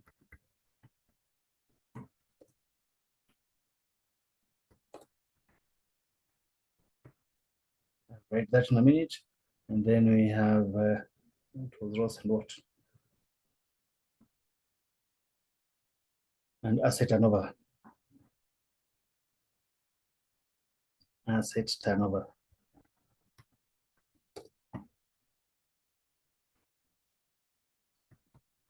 So our residual income is simply the profit minus the cost of capital. Operating profit minus the cost of capital, or profit before interest and tax, minus the cost of capital. That is what we call residual income. The cost capital employed, I'll try and do that one here. So we have profit, the figure of 150 and 42. Capital employed for residual income is interest imputed. We call it imputed interest. Let me write for you residual income. All right, in bracket imputed.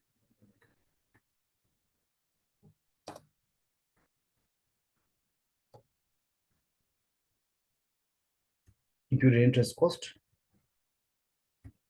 which in our case imputed, which will be 10% multiplied by the capital employed. Capital employed for this person was 350,000, if I'm not wrong.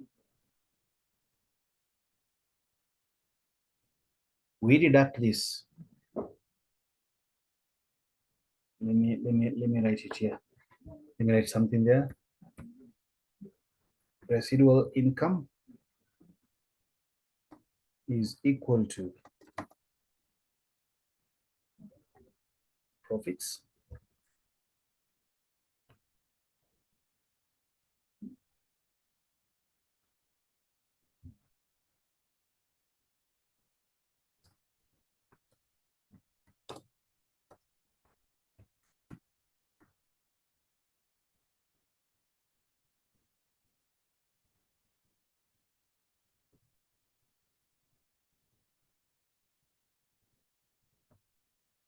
This is what we call RI. This is what we call RI.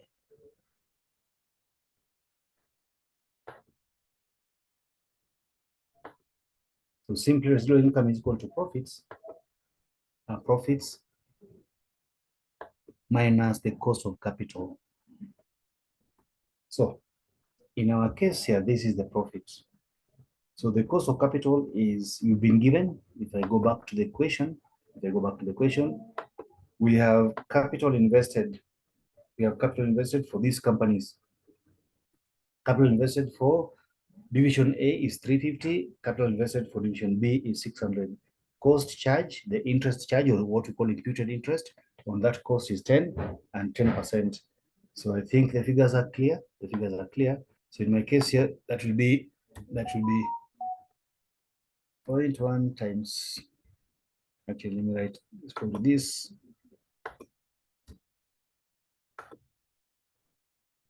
Minus in bracket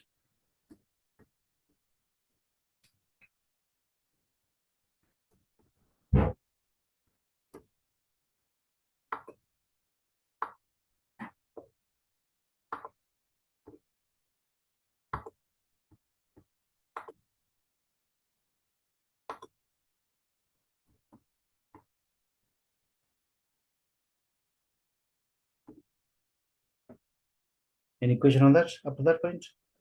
So what I've done is I've gotten the profits of 42 minus the cost of capital for B. Cost of capital for B was, I can write there cost of capital. Cost of capital for B is 10%. Cost of capital for B is 10% multiplied by the capital invested was 600,000. Capital invested was 600,000, which you have from there. ROS, return on capital employed, is equal to profits before interest and tax divided by capital employed. Profits or operating profits, what you may call operating profits, divided by capital employed.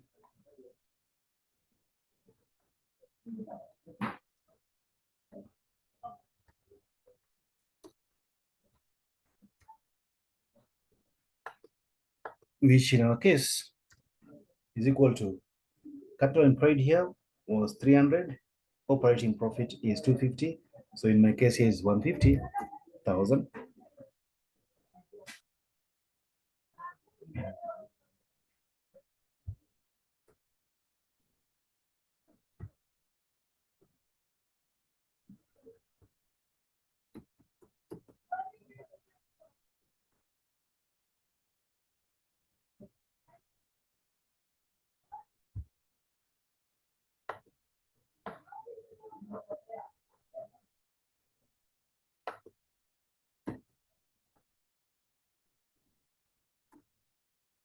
%. Operating profit margin, profits before interest and tax divided by revenue. If I'm writing something that you don't understand, please ask.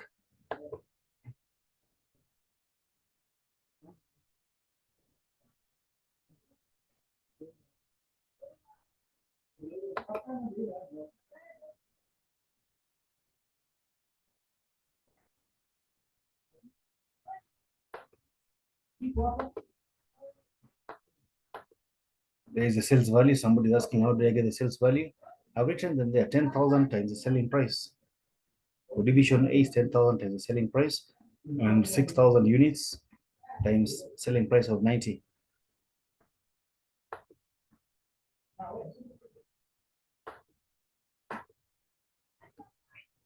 So profits before interest and tax, or operating profit there. Operating profit of 150 divided by sales revenue, 38%.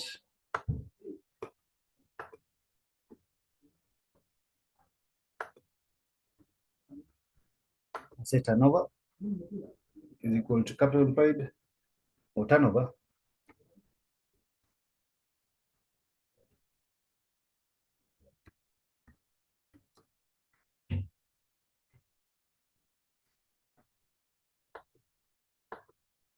or sales. Turnover or sales. Sales is also called turnover.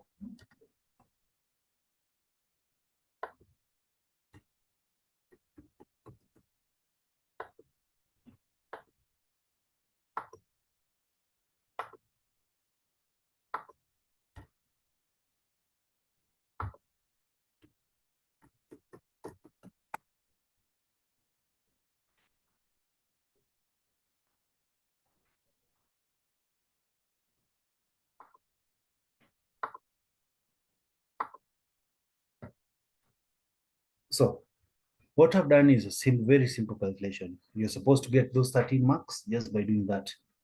You're supposed to get those 13 marks, just by doing what we have done here. Nothing much. But I want to explain how we get our residual income. Residual income is equal to the profits before interest and tax minus the cost of capital. Capital employed for these companies were given. So when you go home, please look at the equation, see the capital. The capital of company A or division A was 350 and capital of division B was 600. The cost of capital is simple, 10% multiplied by 10% multiplied by the capital employed. So how you calculate residual income, which is what I've done here. Residual income is equal to profits minus, let me write it here, profits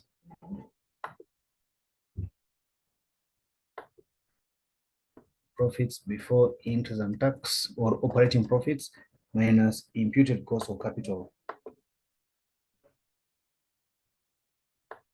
Imputed or cost of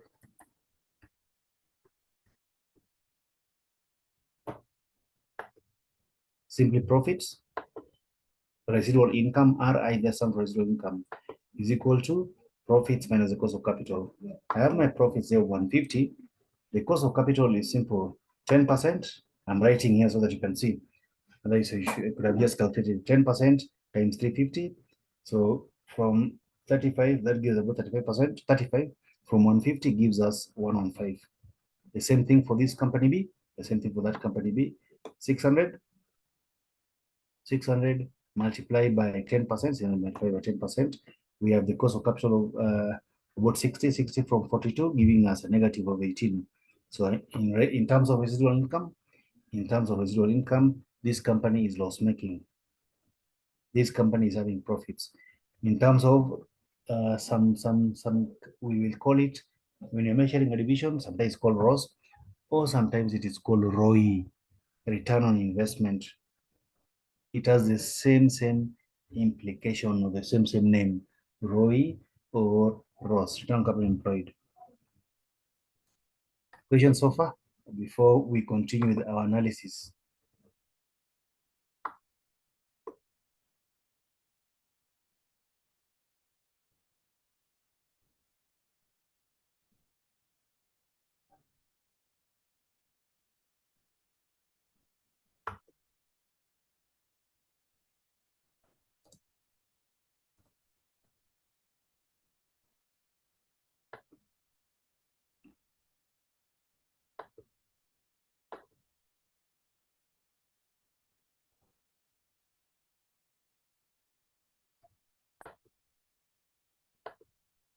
All right.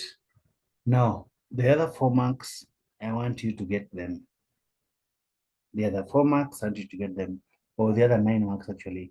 There are about 9 marks to be grabbed from that calculation. This was 13 marks, which was very easy. If you knew what to do, you'd get those 13 marks out, because that's what the question is asking us. It says if divisional autonomy is granted to divisional managers, and transfer price of is set by division A at the market price.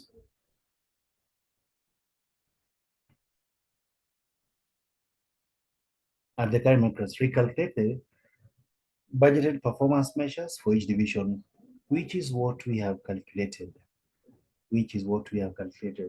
These are the new performance measures for each division if we use the market prices as transfer price. If we use the market price as transfer price, these are the new measurements, or the new performance measurements, or performance as evaluated using the current or the new as expected.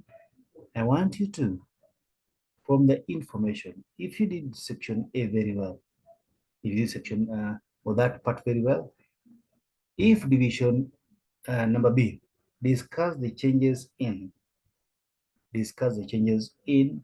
those formats are so easy to get. These formats are so easy to get because what you will be discussing is what you just calculated. You will be discussing this in relation to what you had before. You were given what they were before.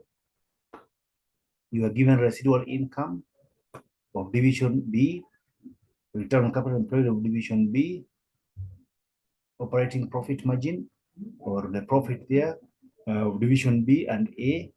You will discuss in relation to what you have just calculated. You will discuss and get those 4 marks. And because it is just 4 marks, all we are going to set is whether there has been an improvement or deterioration in respect to change in the transfer price. What you're going to discuss is whether there is improvement, or deterioration in respect to change in transfer price. Because we have changed before. Initially, we had transfer price of 20 between division A and B. Now we have transfer price of division of 40, which is the market price, from division A to division B.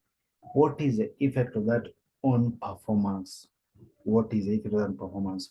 So what you are required to discuss in relation to this 115, 42, 38, and 1.4, you are required to discuss also how has that changed for division A and how has that changed for division B. Anyone who cannot get that discussion, if you cannot get that discussion, ask me.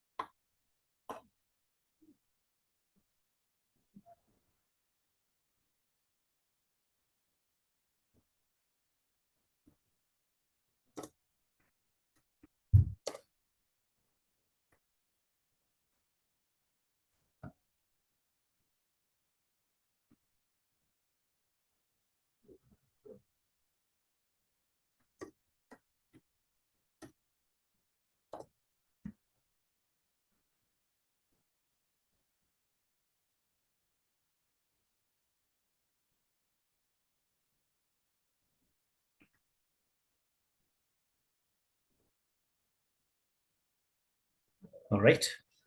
Now, I believe you can all answer. There is improvement for division A in a nutshell. Compared to what you calculated, based on the new transfer market price, there is great improvement for division A. There is great improvement for division A, coming from a residual income of negative 5,000, coming from a negative residual income of 5,000 to almost 1,000 times fold, 115,000. Return on capital employed has increased from 8.7 to 42. Operating profit margin has increased from 27, from 10 to 38, and asset turnover has increased from 8.02. The opposite of that has just happened for division B. Its residual income has gone down, his capital employed has gone down, asset turnover is going down, revenues, profits, operating profit margin from 30 to about 8%. Everything has gone down for division B because division B was enjoying very low prices. Division B was enjoying very low prices from the transfer from the initial transfer price. Division B was enjoying very, very low prices. Because we are now using the market prices, division A has probably gained. Then let's see part 3, which I want you now to bring. What is the aim of transfer pricing? Discuss the problems that could arise. The question here is, what is the aim of transfer pricing? To put it in an easier way, discuss the problems that could arise for each divisional manager, and for the group as a whole, as a result of giving full autonomy to the divisional managers, and how adopting the dual and two-part traffic approach could probably fix this problem. So I want to answer it in a nutshell. The other things you can read later on.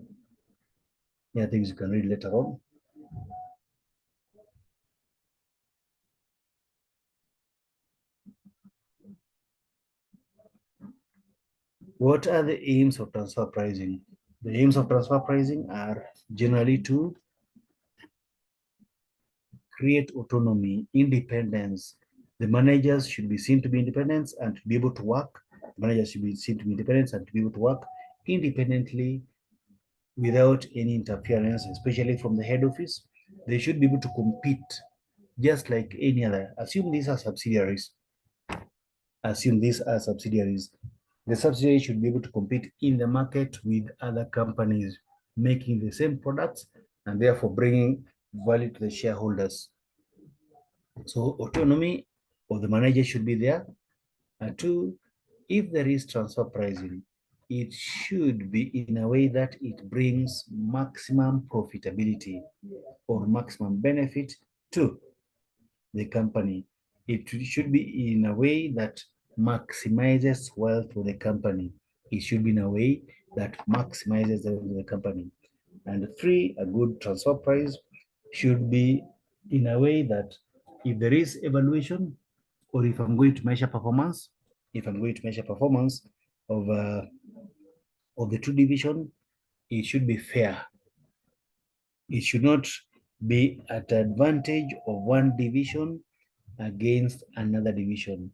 The transfer price should be fair in terms of it gives appropriate evaluation metrics or evaluation values to companies enjoying doing these transfer prices among themselves. That is what a transfer price should. That's what a transfer price should bring out.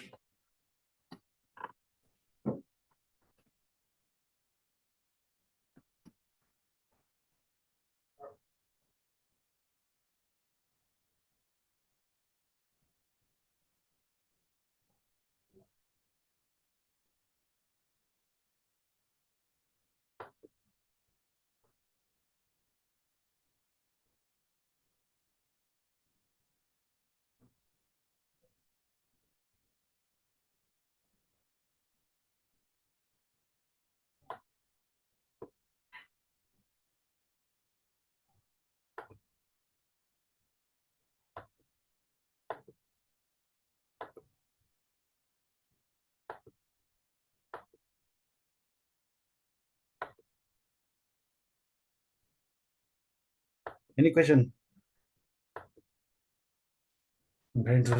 Okay, so the other things I think you should be able to get from the please go through your book, read what is dual transfer pricing, what is two traffic transfer pricing, what are other transfer prices method. They may be a little bit too many to discuss in this forum. They need to discuss this from forum. But transfer price is just a price that two companies agree to transfer goods between each other, especially if they are related or if they're in a group or if they're trading together, and how it can be used by companies, how it may be used by companies to reduce taxation. Transfer price is a good way of reducing for companies that can reduce taxation. Although that one is expected you to discuss actually you should discuss that from tax perspective, those who are doing advanced taxation. Easy. So that was an easy question. Let's go to another performance measure. Still the same question. Still the same question. B1. There is B1 and B2. We have read B2, which I told you was there to take a lot of your time. And I said, be careful on such a question. It is only 4 marks and it is taking a lot of time to read. Sometimes it may be a little bit easy, but answer it in the quickest or the fastest way you can. B, still on performance. And I'll go to required so we can read it together. This one deals with what we call customer profitability. The whole paper is about performance actually. So discuss how customer profitability analysis can enhance group performance and its competitive advantage. So that one you have to know what customer profitability is. But in some cases, you may not have even read what customer profitability is. In some cases, you may not have read what customer profitability analysis is, or what CPA is, what CPA is. It is just as the name suggests, what is, how do you know amongst your customers who is a good customer and who is a bad customer? Some customers, you can charge them very high prices because they are premium customers. Some customers are price sensitive. Some customers are price sensitive. Therefore, you cannot charge premium prices, but you can sell too many, you can gain from them through turnover. They don't buy at high prices, but they buy so many times. So customers should be categorized. Customers should be categorized so that a company can know how to deal with them. Some are very price sensitive, some are very, very price sensitive, and therefore you cannot afford to change prices. Some are not price sensitive. They just want good quality and they want good service, and you can charge them higher prices. So the discussion there, even if you had not read, but maybe from your knowledge of what analysis is, it's just profitability per customer. The same way you do profitability per unit sold when there is limiting resources, or profitability per product. Now here the product is the customer. You can do that profitability per customer, which is what I wanted to do for me. So getting the first 2.5 marks, was a little bit straightforward. You needed not to have read anything to do that. Discuss how customer profitability analysis can enhance the group performance and its competitive advantage. You can categorize your customers and know which customer to deal with, when to increase prices, when to reduce prices for what kind of customers. In that way, you can capture all your customers, because once you categorize them, you will know how to deal with each, or how to serve them better. Based on the information given above, evaluate the 3 customers' profitability. So which customer is more profitable and which one is less profitable? Those ones were 5 free marks. An evaluation is just a computation of total. Evaluate, give me which of the customer, or identify which customer is more profitable, which customer is less profitable, which customer is, rank them. That's the easiest. So some of your exams or your questions are a little bit, and that's why I said in my first presentation, do not be in a hurry to answer a question. Understand the question very well. Once you've understood the question, doing it is so easy. This was just the profit, getting the revenue per customer, and calculating the customer profitability. So anyone who wants to do that for us? Anyone who wants to do this for us? You guys are experts, I'm sure.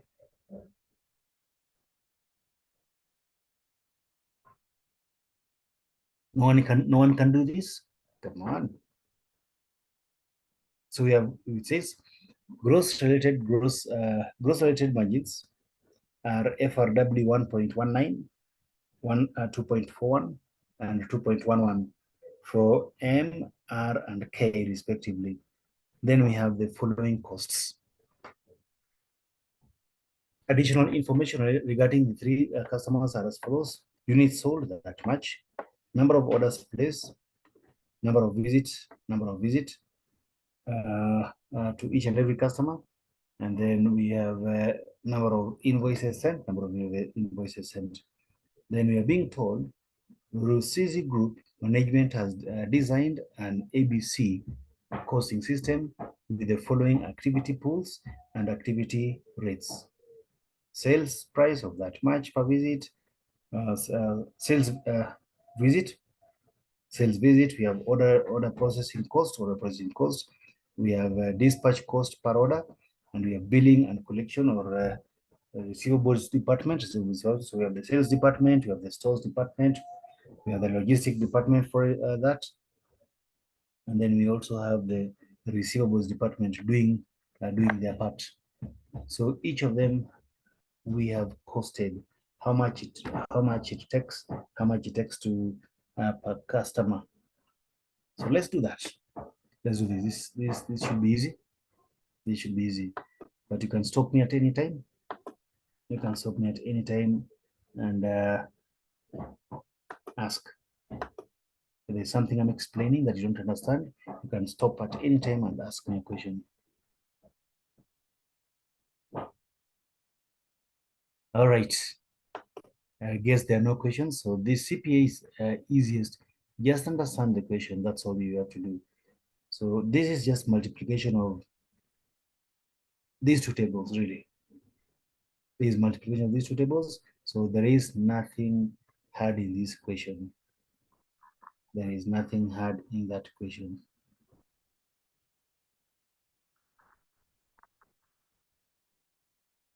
Do you still want us to do it? Or we can continue to the next one? Now we can do it. All right, let's do it. Let's do it. So I'll go to my Excel. I go to my Excel, and then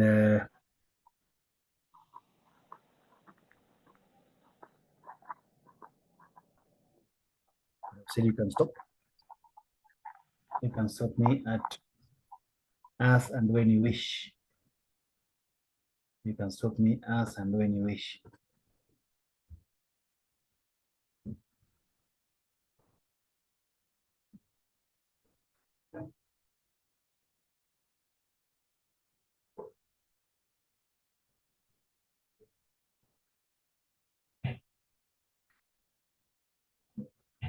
So Muhanga, I'll just put them M, R, and K. I'll put them M, R, and K.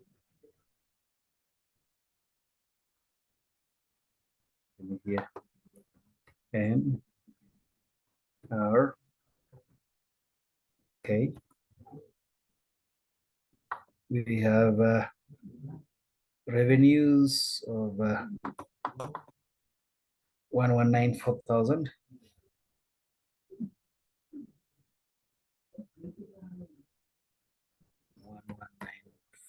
One, two, three. Revenue is 211, 2140.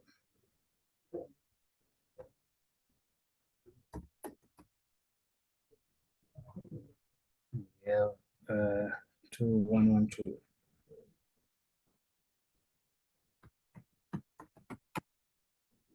So the revenues that we have,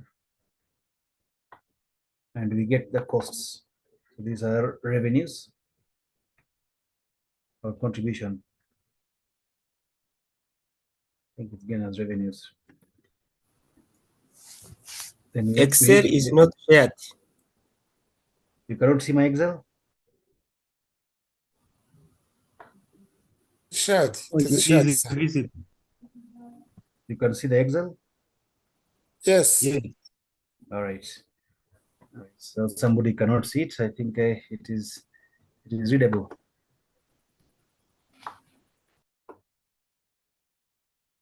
All right. So we have the costs. We have the costs. So let's do the costs together. Let's do the costs together. So, for example, number of orders. For example, number of orders. Number of orders is simply the orders that you're placing multiplied by the cost per order. Orders you're placing multiplied by the cost per order. So I'll do the first easy ones. Then the rest you can do.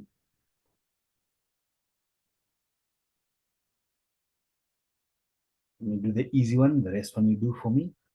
That is easy for you. So, for example, row M did a total of 600 orders. To get the order process, ensure that it's the right order, the cost in the ordering department, let's say per employee or the number of employees divided by their salaries and etc. Cost per order is 680. So for M is just cost per order times the number of orders. I'll write for you there. Orders. Cost of orders.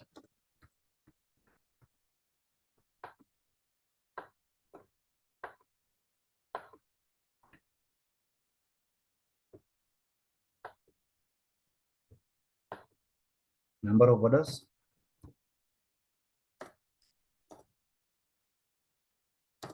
multiplied by cost per order.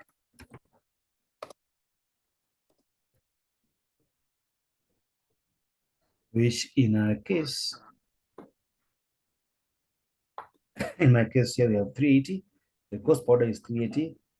Number of orders you have 600, 640, 960. So this will be 380 times 600.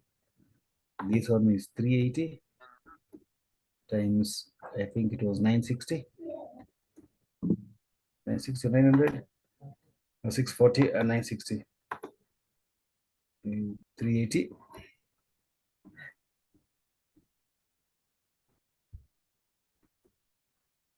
Then 380 times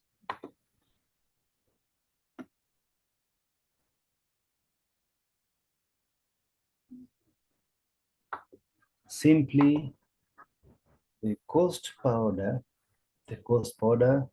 times the number of orders. M has 600, the other one has 640.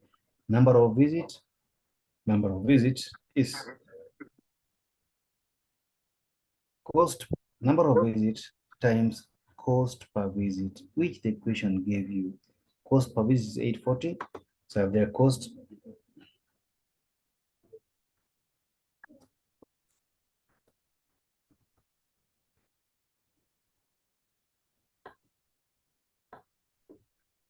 number of visits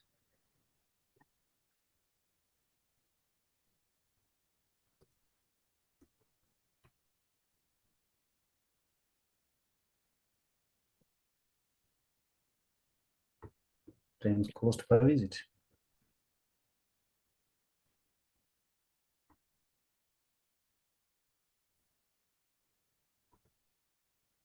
And make the corrections later on. Don't worry about the corrections. I'll make them later on before I send you there. So in our case, I'll do the I'll do the plus plus. I'm just showing you how I'm getting them. So when I do when I add them together, when I make them the numbers, you can see, you understand. So we have 840 per visit times the number of visits. We have 160, 100 and 200, 160, and the cost per visit is 840. So the 840, I think this was 160.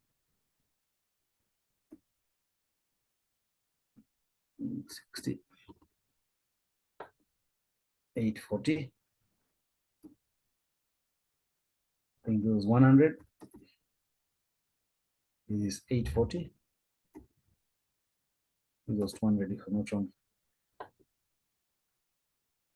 Let's confirming the figures. 100, 200.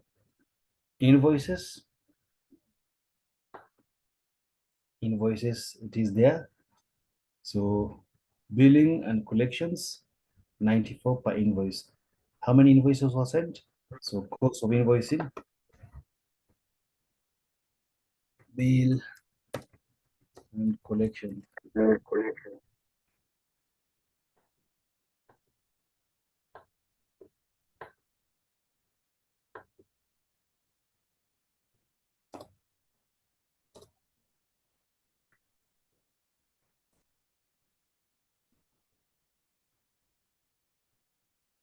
cost per invoice processing, invoice sent, multiplied by the number of invoices.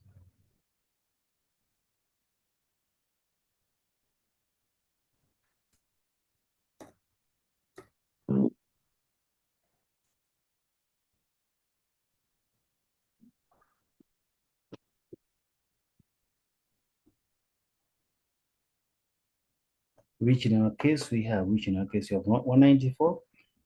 The cost of processing an invoice is 194 per invoice. We multiply that by the number of invoices sent, which we have 620, 780, 2100. So 194, 620.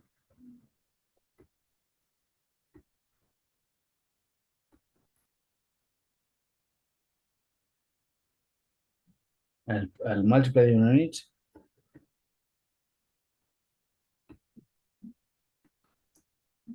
If it was 780, then it's 2100 or 2. It's 2100.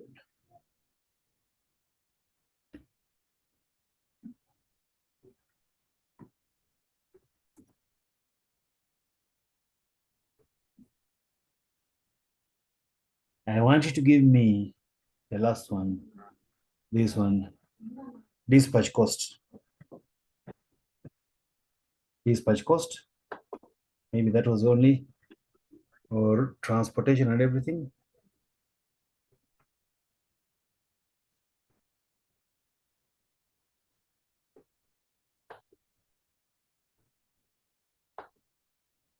So how do we get that? Please hurry up. I'm sure you have looked at it.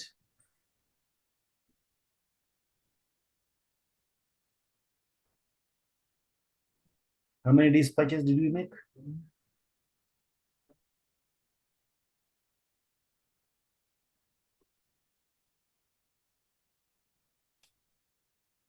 How many dispatches did we make?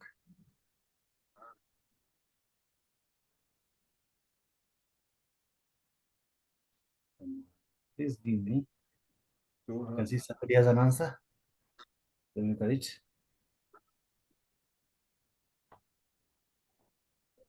Dispatch the cost 7. Yes, so how many? You're right, so how many?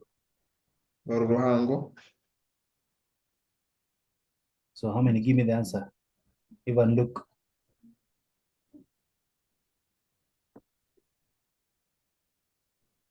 How many Dispatch. dispatches do we make?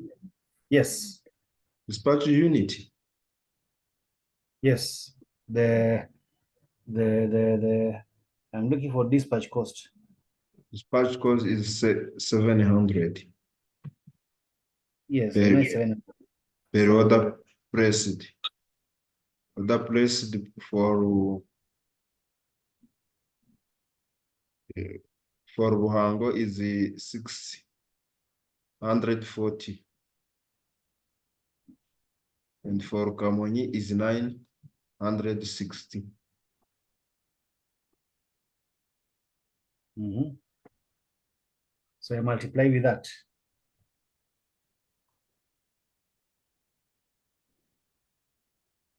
Seven times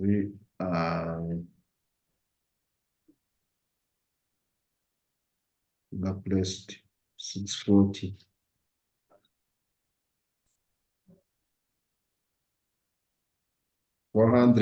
448,000 Or for 48,000. Ruhango.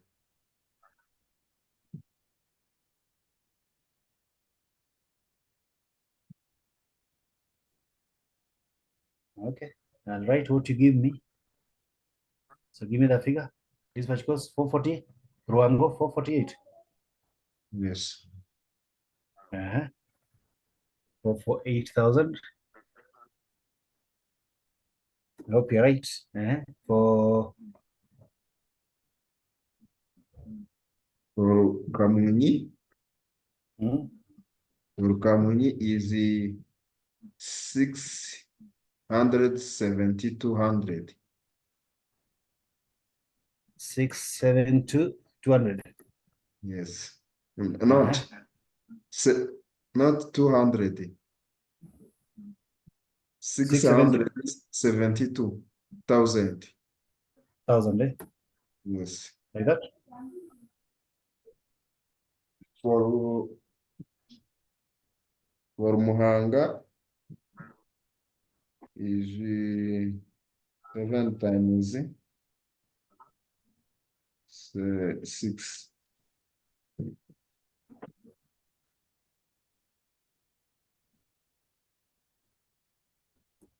420,000.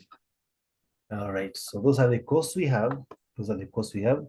Anybody who has not seen how we got our costs, please?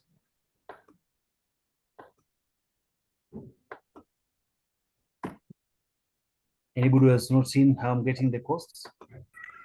So I was out of the network. So it is better if you can repeat for me. I didn't see how you Which arrived one? at that. Which costs?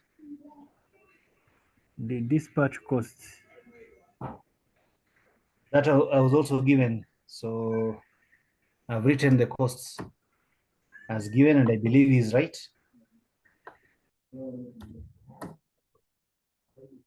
I think he's asking about the formula used. And it is the number of orders times the dispatch cost per order. So I'll write that number of orders times dispatch cost per order, which was given. Number of orders times dispatch cost per order.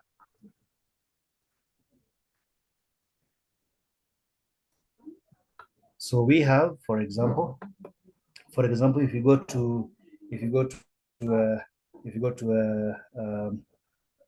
Muhanga, number of orders placed was 600, and dispatch cost per order is 700. So it is simply 700 multiplied by 600.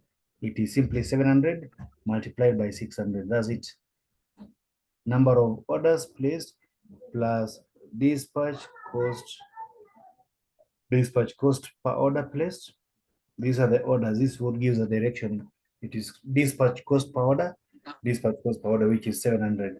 So you simply multiply the number of orders multiplied by the dispatch cost per order placed. I think that's what we are getting. So I'll put them now, and then we can see how profitable our customer is, or our customer, which one is number one, which is number two, and which is number three. Which one is number one, and which is number two, and which is number three. So we have total cost there. You can put total if you wish. Of course, you may not have the time to write this in the exam. You may not have to write the total in the course, and so you could have just done your additions.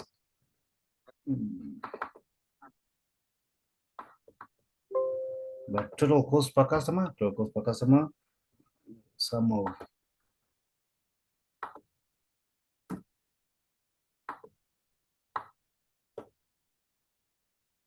profit per customer.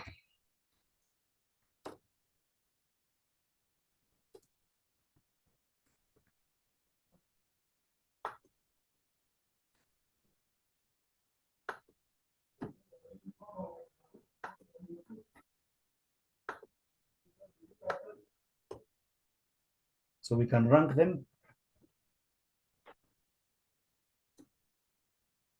We can rank these as number one, number two, and number three.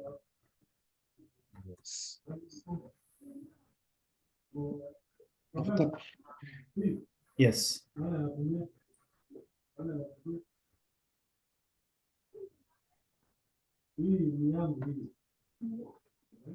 Ruhango is most profitable. Yes, Rango seems to be the most profitable customer. Now, for a customer that is profitable, you may have some benefits for that customer. A customer that is most profitable, you can know how to treat the customer. Do you offer more discounts, for example, to make him buy a lot? Or is it those customers which are price sensitive Therefore, you can even reduce prices for them. So this will show you how well or how good this ranking will give you an idea of how well or how should you treat your customer. By ranking them, you can afford to do, or you can categorize them in a way that you can now attract them or bring them closer to you by offering, would I say, some benefits, by offering some benefits to this particular customer, offering some benefits to this particular customer. Ranking or not really ranking, customer analysis simply help us to serve our customers better. Customer analysis simply help us to know who our customers are and serve them better. In fact, I think maybe some of you have or even do this with the bank with Equity. Equity, I think, is a Kenyan bank, and how it started, or what made it start is there was this big UK bank called Barclays. Barclays and Standard Chartered, they've been very big banks in Kenya for a long time. They were really mistreating the, would I say, low level customers, or would I say customers who did not have enough money. So how Equity Bank came in was Barclays Bank and Standard just decided to close their doors to people who do not have money, and Barclays Equity saw the opportunity to fill in this market by saying, even if you have one mafaranga, you can open an account. So simply through customer categorization, they were able to see the opportunity that this is a group. This is a group. If we treat it this way, they can be profitable. This is a group. If we treat it this way, they can be profitable. So customer categorization helps you in identifying how you can deal with various or different categories of customers that you or your company may have. I think that was what part B of the question was asking you. That is what was part B of the question, was probably trying to ask you, asking us discuss how the customer profitability. Actually, that was part A. Discuss how the customer profitability analysis can enhance Rusizi Group performance and its competitors. Will help you know how to treat or how to react to customers' demand at once. Once you know the category of customers you have, you can react them in different ways. Those ones which I've said before, maybe price sensitive, you don't have to increase price for them.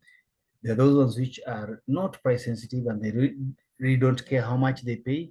You can offer them a lot of visits if they want to be visited as many times as possible, as long as they can afford to pay for such visits. As long as they can afford to pay for such visits, then visit them. So that is what customer CPA will help you do. Customer profitability analysis will help you do. These are the question which was, this one. Calculate annualized return on investment. So again, ROI and ROI, those almost similar to what we've done in part A. Almost similar to what we've done in part A. This question, a big number of students will miss it. This question, a big number of students will miss it. Okay, let me be honest. Don't, yes, ask.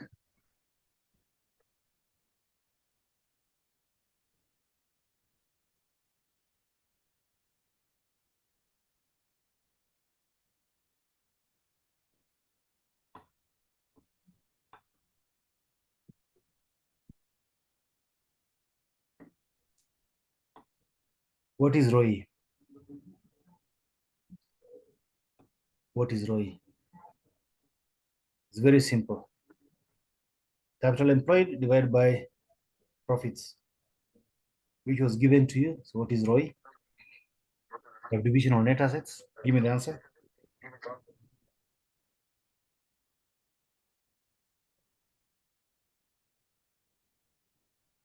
So it says required. To calculate the annualized ROI, I want ROI only. Calculate the annualized ROI for division N, division D and N, and discuss their performance using ROI data and other information given above.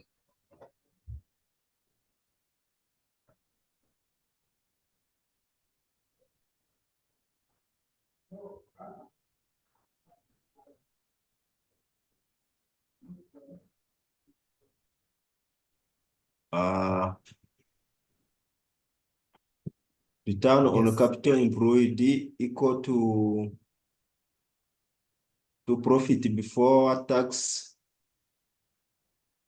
over capital employed times 100. So how much is for division N and division M? For division N, Mm. me calculate for division division.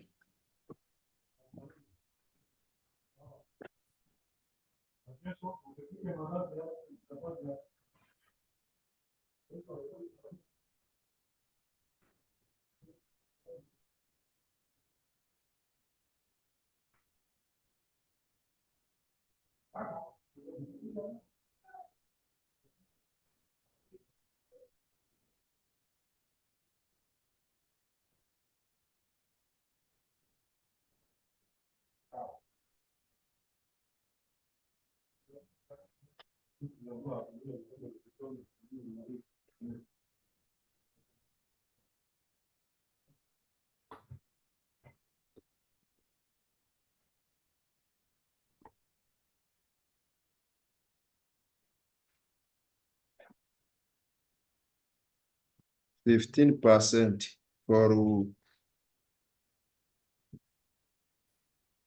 for D. Mm. 15% for D.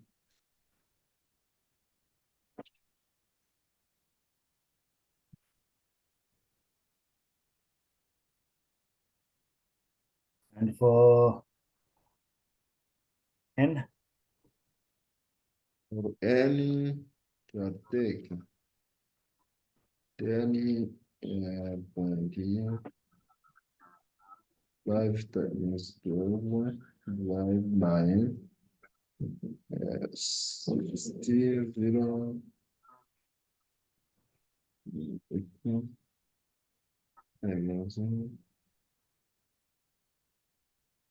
20%.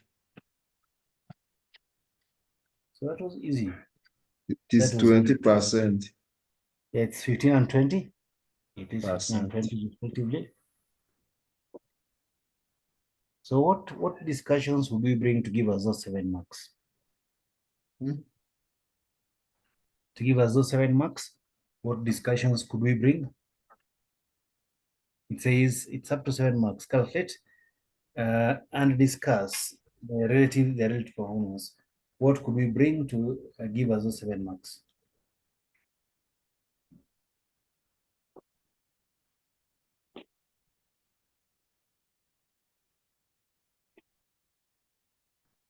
How about residual income? How much is residual income? The division N is one who has the most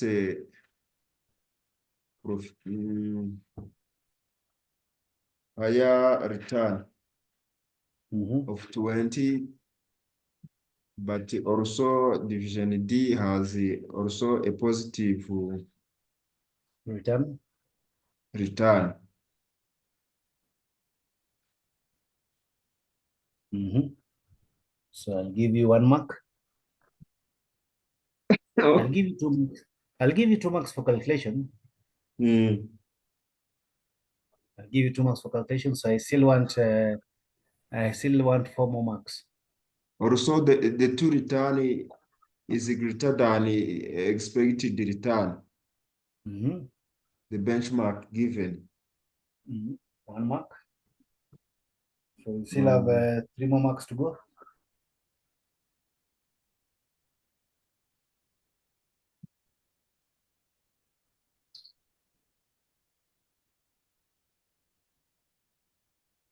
Only that I know. It's okay. You're not the only one. We are many. We are about At least 40, we are about 60 in this class. So others, please add something. 60, we are 60 of us in this class. So 60 minds getting 7 marks should not be an issue.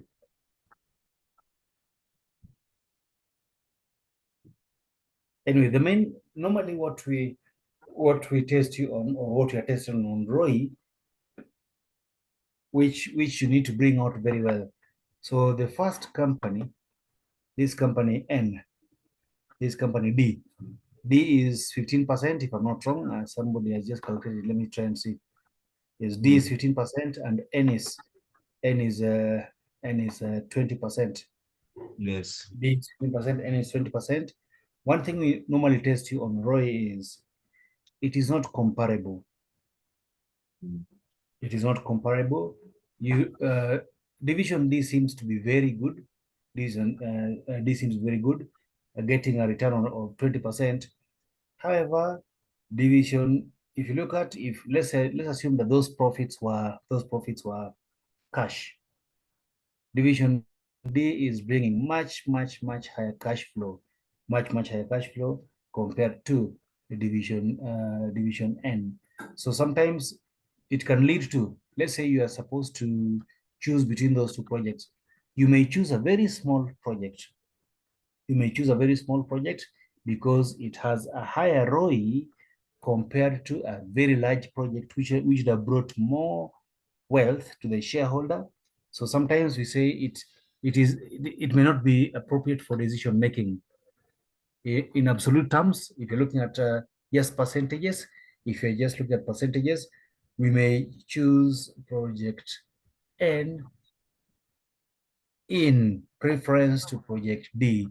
Yet project D seems to be much bigger. Project D seems to be much bigger and maybe much better, therefore may bring a lot of. So in terms of comparability, that is what we look for in ROI. We look for in ROI. In case part of discussion, because someone can say project D is bigger, is better, but project someone may say project N is better compared to project D, but project D is a massive, a very big project which may bring more wealth. Project D also, on the other hand, you can say it has very low ROI. It has very low ROI, which if the cost of capital increases, very fast, let's say to 16%, then project D can be rejected, or project D will be loss-making because it has low return. Compared to the target cost of capital. It has low return. It has just 15%. A small increase in cost of capital for the group. A small increase in cost of capital for the Rusizi group will make project D loss-making. So it looks like a bit in terms of risk. You can say project D is slightly risky. If the cost of capital for Rusizi group increases just by about 5%, then project D will not be profit-making anymore. So those are some things you could bring, apart from on top of what you said, that they're all profitable, they all have a positive return compared to the to what project B was, what the company wants. They were all above the target. Those are additional things you could have got to give you the 7 marks. How did you get Residual ROI? income. Yes. How did you get ROI? I did not actually get it. They did get it. Can you please show us from the data? Can somebody do it from the data? And somebody please mute your. You can do one, it's okay. No, I'm not going to do. Okay. I'm not going to do. I want them to show you because they know how to do it. Learn from each other. So can someone explain how it is done? Thank you. Come on, someone explain, one of your colleagues, how it is done. Yes.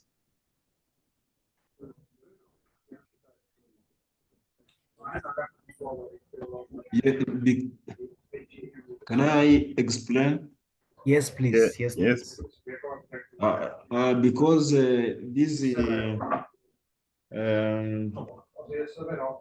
statement, operating statement given is for the month of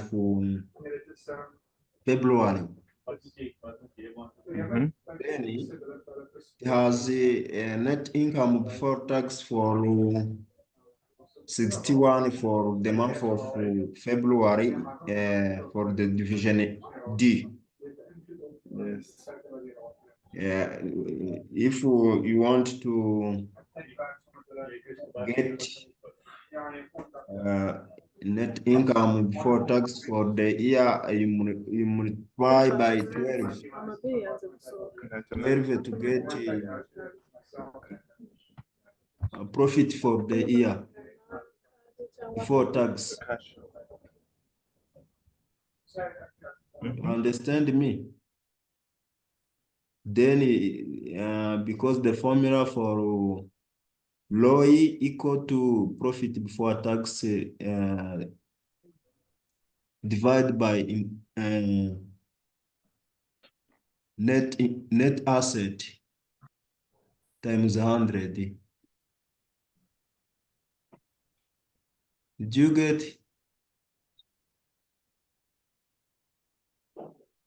Hello? Yes, I got it.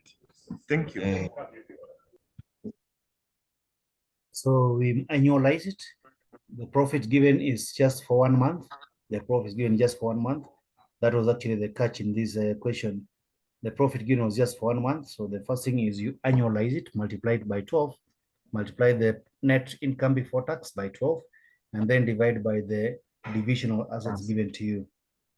That was the easy. The only catch, it was given for 1 month.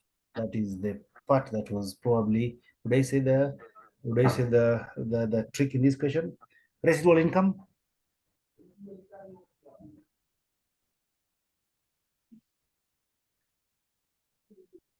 Residual income.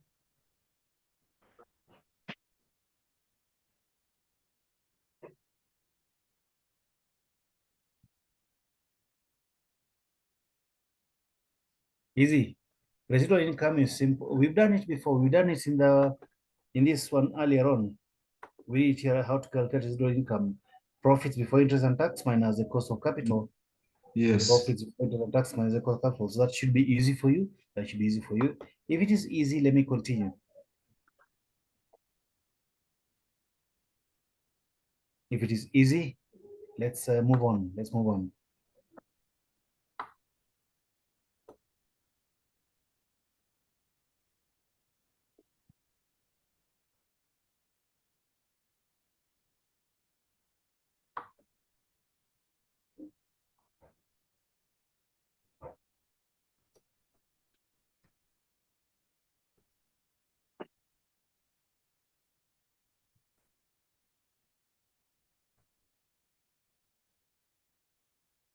So how much is residual income?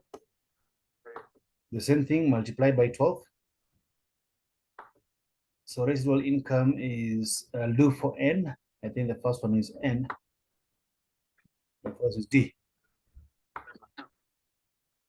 I'll do for D. Try and do for N, try and do for N. Residual income, I'll write there RI. So annual profit.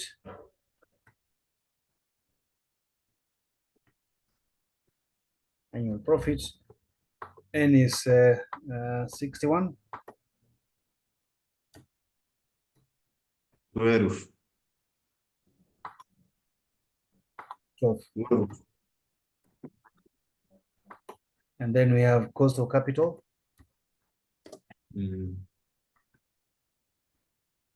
Cost of capital, which in 448, the capital required by these people is 10%, so 4880.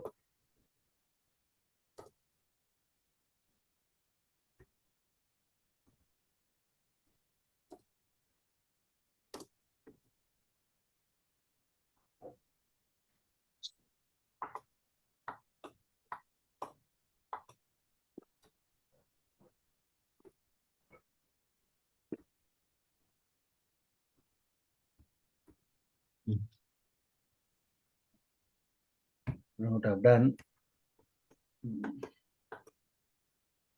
What it is.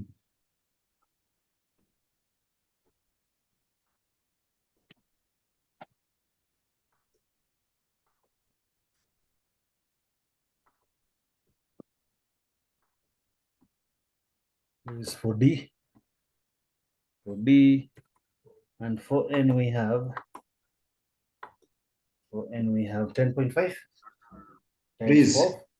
Yes. 10% of 80,000, 800, 8,000, 4,088 equal 888. Yeah, like that. Yeah, written 19. I realize that written 19. So point D, we have profits of 10.5 times 12. For this one called N. And Yes. because of capital here is 630, so 63. Yes, 10%. 63.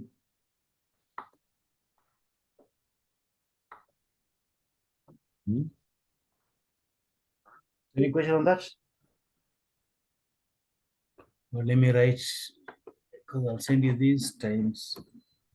This should be equal to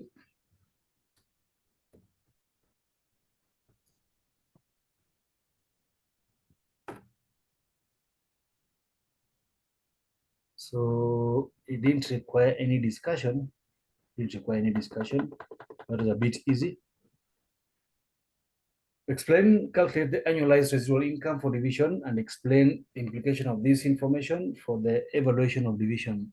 So for the evaluation of division, we have, as long as the residual income is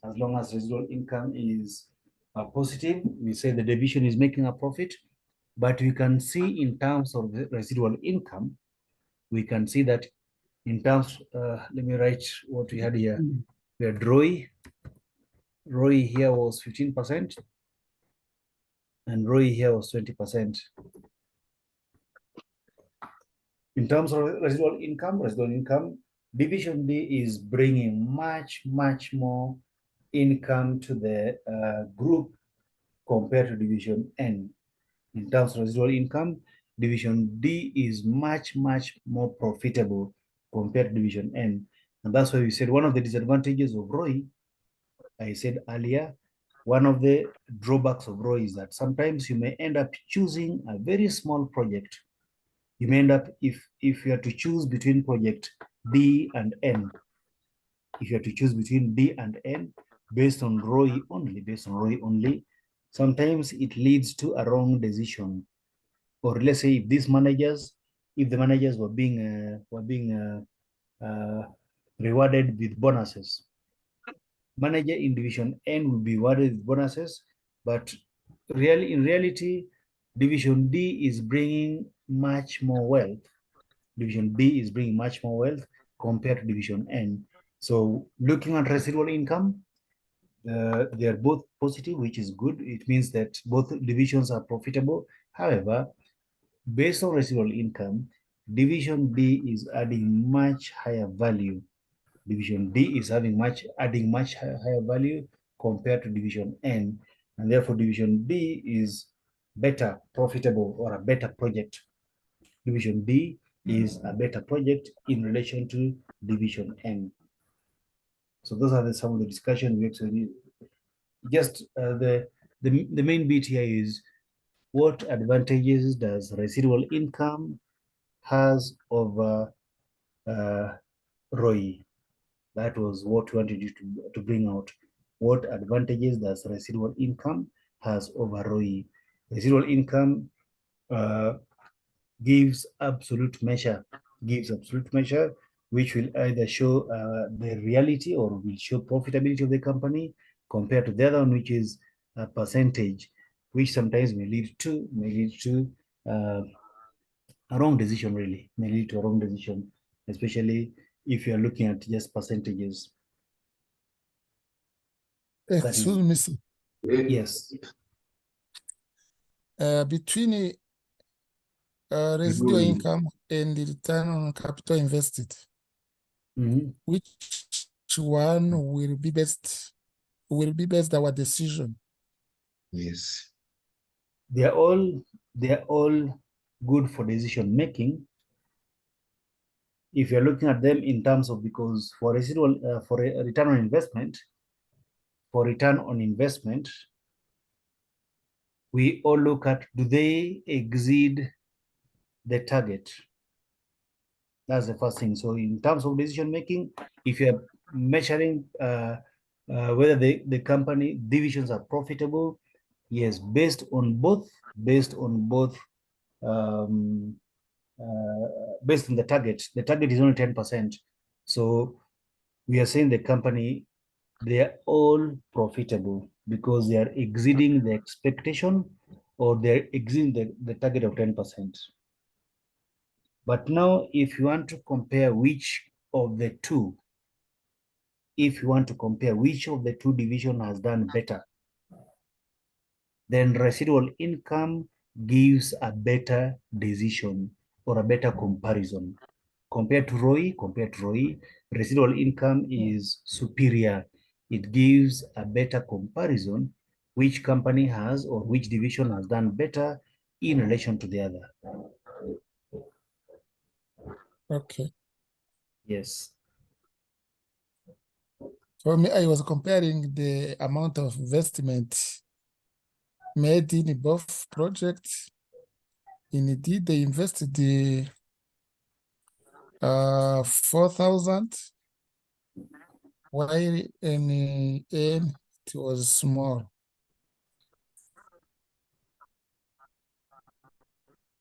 And it may lead also to the different return on investment or residual Yeah. income. So generally, I would say you're right. I would say you're right to a big extent. But if we want to look at it from the, let me say from the learning point of view, if you want to look at it from the, let's say, maybe exam point of view, if I put it that way, what we look at is how does, what does RI has more than ROI, or what does RI portray in a better way more than ROI? What you're saying that ROI may give you, if you're comparing one division and another based on ROI only, we would say that ROI is better because this company is giving us an investment of 20% division N, whereas the division D is only giving 15%. We can say, if somebody was ask you, do you want 10% or do you want 15% or do you want 10%? You'll definitely run for 10%. You'll definitely run for 15%. But if you don't go behind the scene and see what is the actual investment, then it's like somebody telling you, I'll give you a bicycle or I give you a motor for business, and somebody wants to give you a bus. Which one will you go for? Will you go for motor or will you go for the bus? Definitely, a bus has better capacity, has more capacity, and will bring more wealth. So we can take D to be a big bus and N to be a small bus. Where will the value of shareholder increase more? By more investments.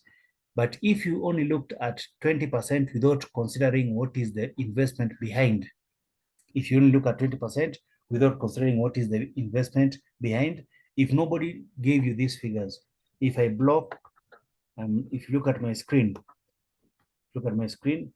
if I hide the figures and tell you between project D and project N, which one do you want?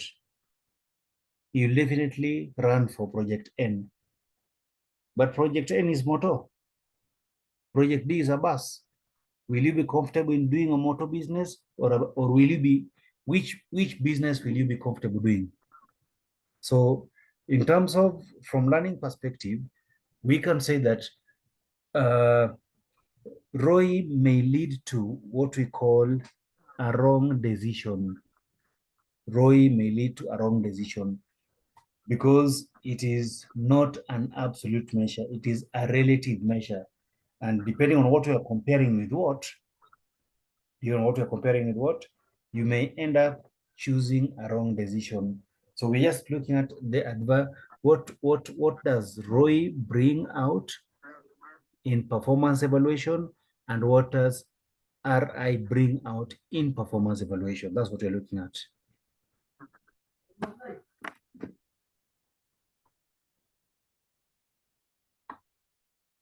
Any other question?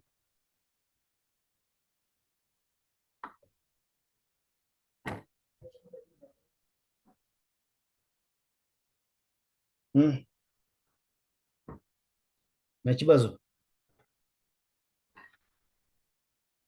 You can go on, sir. All right, let's continue. Let's continue. So the next question, where am I? Explain the three further. I think that is easy. And I've said maybe you may not know exactly that part, so you can skip the question. But in your exam, please, easy marks. It is much more easier. It is much more easier to get these 3 marks than trying to get the 7 marks up there. It is much more easier, much more easier to get these 3 marks. 3 marks, 7 marks, 2 marks. Please get those easy marks. Please try and get those easy marks. The ones you can get them. Of course, if you don't know, you don't know. But the ones you can get, try and get. I talked about easy marks. Try and get as easy marks. So he's asking you, explain 3 further methods. Explain 3 further methods of assessment of divisional performance that could be used in addition to. So don't talk about ROI anymore. Don't talk about ROI anymore. Talk about other economic value added. We can do economic value added. Any other?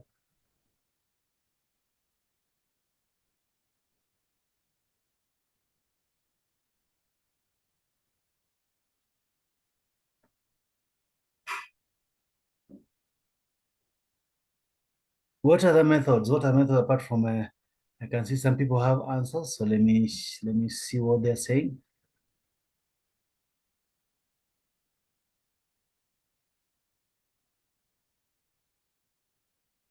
Somebody's asking, what about?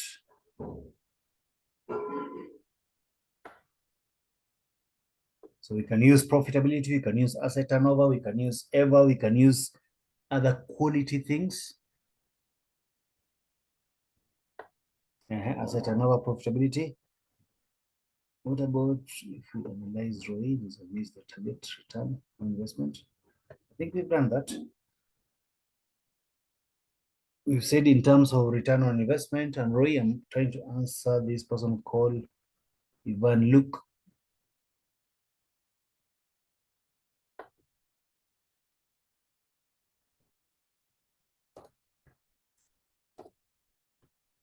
So we can use profitability. We can use EVA, somebody has said. We can use asset turnover, sales per asset, sales per square meter, or if we have how many meters, or what is the sales per employee or revenue per employee? Profit margin. The profit margins.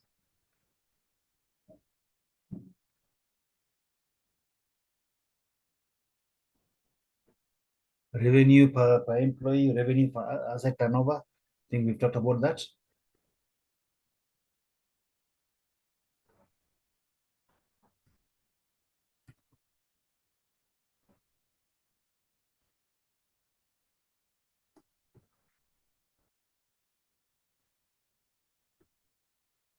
So I've got answers are coming.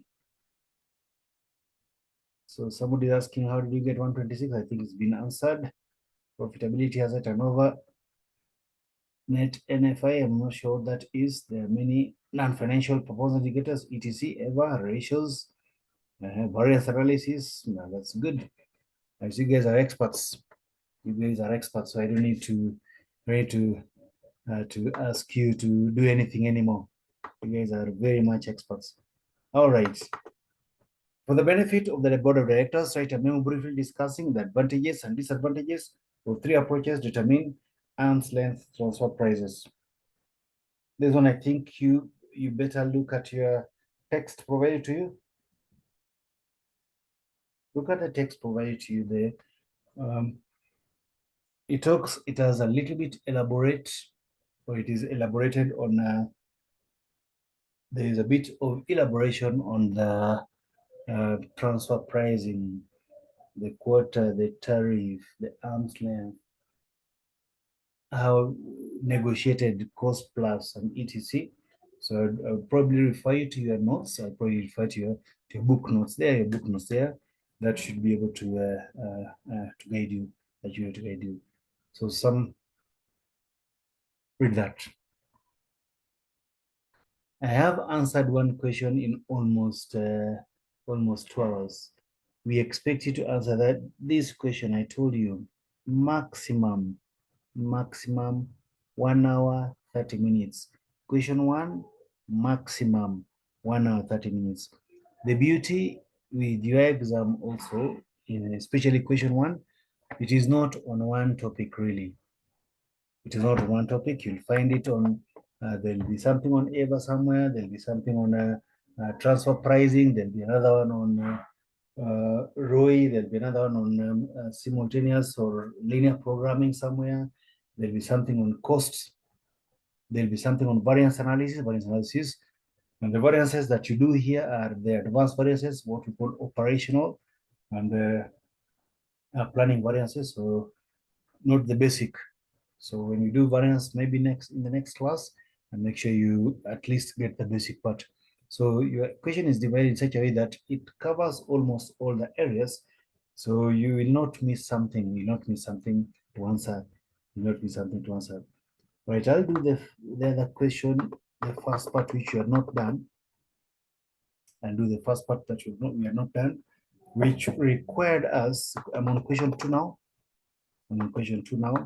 Calculate, I'm not sure if this is relevant or not really relevant. I'm not sure if it is hard for me to, so that you want us to do it. The point is, what do we want to answer in this question using those figures? What do you want to answer in that question?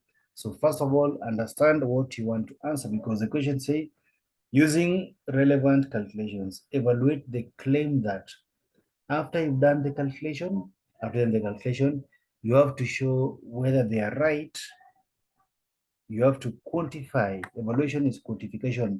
Evaluate whether they are right in saying that JIT will change how profits are measured. So it says evaluate or quantify the claim. Quantify the claim that the performance measurement system in place create this incentive for managers to implement the JIT. So currently, is it going to create that? Or it is not creating? So what we want to see is that, does the current costing or accounting system will make the managers not want to move to adjust in time? So understand what is the current costing system. If you understand the current costing system, then the answer is very easy. You can get those 10 marks. I would probably give you 10 marks. I'd probably give you 7 marks for calculation, although that's a lot because there's nothing to do in that calculation. I'll give you about 7 marks for. I guess even you have the answers already for calculation, and then the rest will simple. The rest will be simple. So calculation is a little bit easy. Calculation is a bit easy, but all you have to do is you have to see, does the current costing system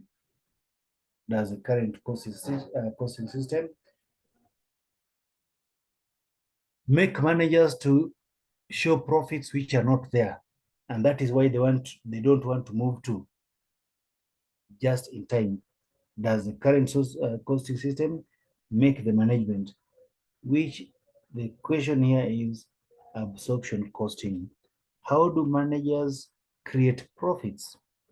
How do managers create profits when they do absorption costing? That is a question here. So if you understand that part of the question, the calculation part was more of a formality, because you would even answer without that calculation. Although because the figures were given, you needed to do the calculation. But this is a question you would answer. This is a question you'd answer without doing the calculation if you are good enough. Anyway, let's do the calculation. And I've said the question here is, how does management use absorption costing to hide or to make profits? How do they use absorption costing to make profits? Absorption costing is when you calculate full price. Full production costs are added to inventory. Full production costs are added to inventory. When full production costs are added to inventory and the figure for closing inventory is very high, the cost of sales become very low and profits increase. When we take full cost of inventory and we add it to inventory, full production cost, including the fixed cost and variable costs, it is taken as part of inventory or cost inventory valuation. And you have high closing inventory. Like you can see, the closing inventory are very high. They are actually increasing apart from year two. Year two inventory is very high. You are going to report absolutely not year two, the July sales. You're going to report very high profits because the closing inventory very high has got very high valuation. You will create very high profits. In that way, if you're a manager, you make profit, you get bonuses, or you make profitability, or you get the incentive not to change. So let's do that together. Let's do that together, which is simply sales. We have the sales prices. We have the sales prices 156 per unit, variable cost of I think I will simply add these two. I will simply add those two. For the first part of the question. That gives me 55.9.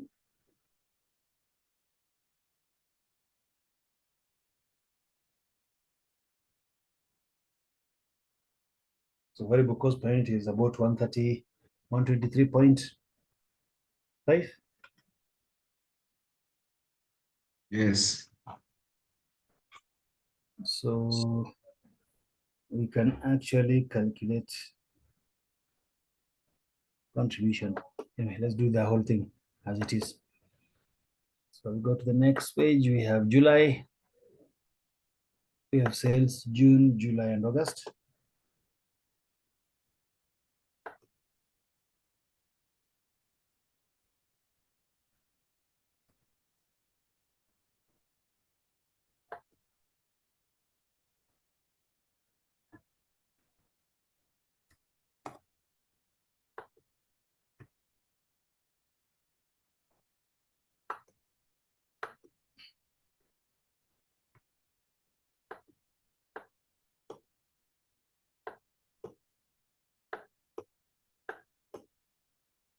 which we have the following figures: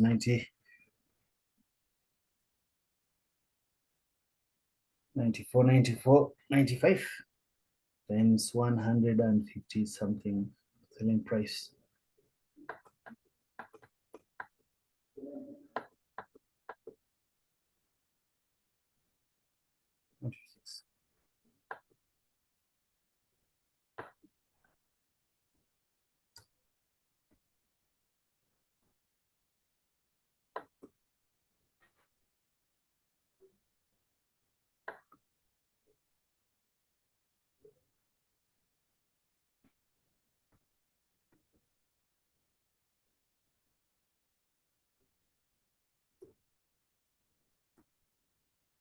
Just give me a minute.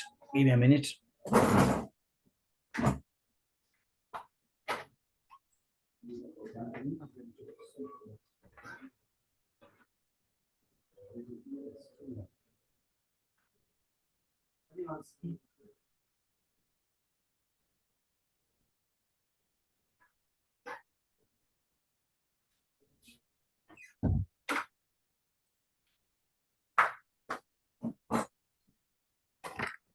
So I've done my sales in the sales per unit. Sales per unit is 156,000. So actually, let me work in millions. Figure looks so big. Let me work in millions. Let me work in millions so that I can have that as simply 156. So the figures will be in millions. The figures will be in millions. We had sales of 94, 94, 95.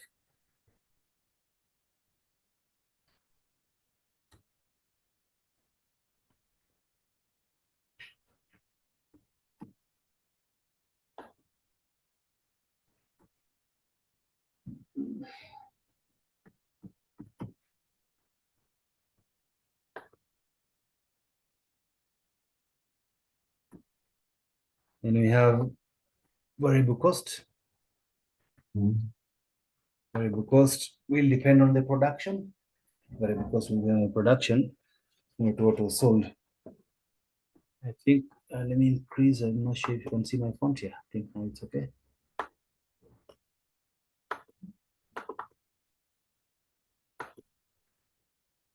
We have variable cost. We have agreed that is 123.5. But the cost of production, how much did we produce?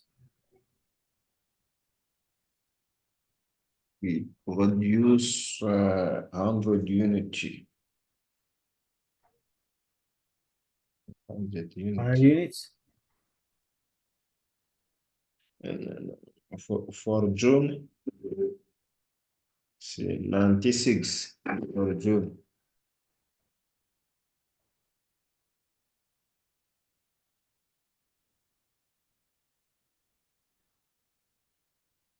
$96 units produced So 96 times times the one 100, 100, yes, like that.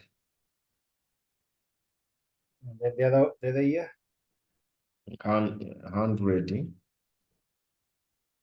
100 times 123. Sorry. 123.5.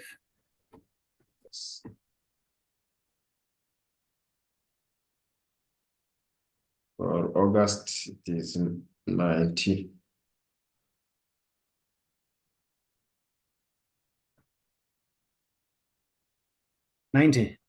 Yes.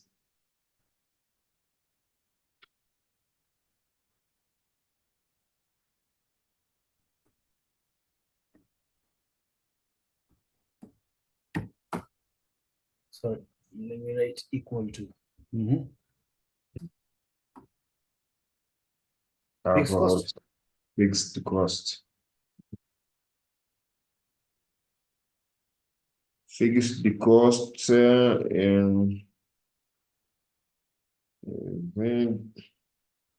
fixed production overhead of 117 million, and its normal output level is set at 100 units per month.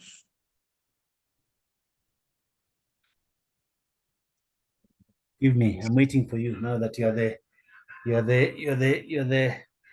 driver. 1,000 fixed cost is 1,170 million.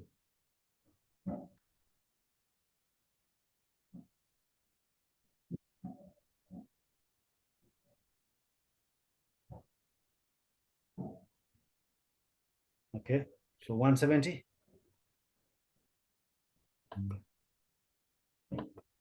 170. I'm writing what they're 100, giving me. not 1,170. Yes, zero. What? 10. 10. 10 only. Yes. This one. Also, because it is for all.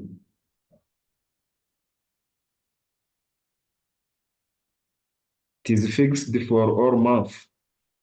Fixed for all I months. think. That's fixed. Mm. So what is my profit?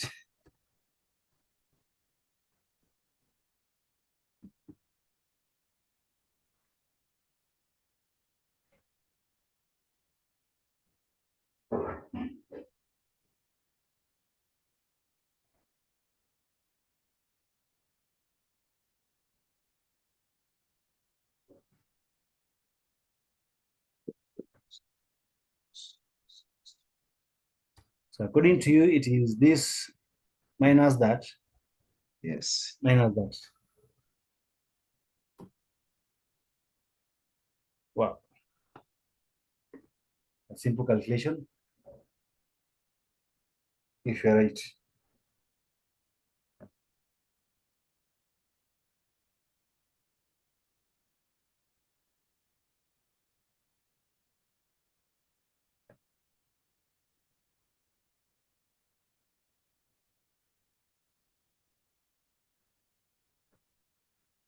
Very simple calculation if you're right.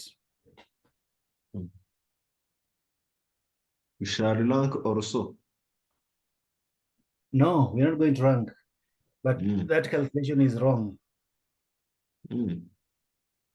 Yes, the reason why it is wrong is because what I said, the first thing is we look at what is the question asking us. The question is Okay. asking us,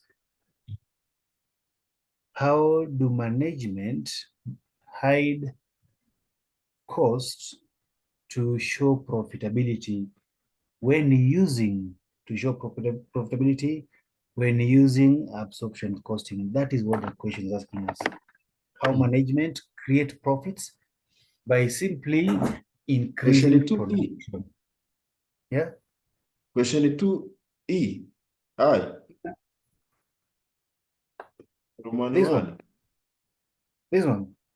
The one you're doing. This one. This one. Yes. Yeah, that's what we are.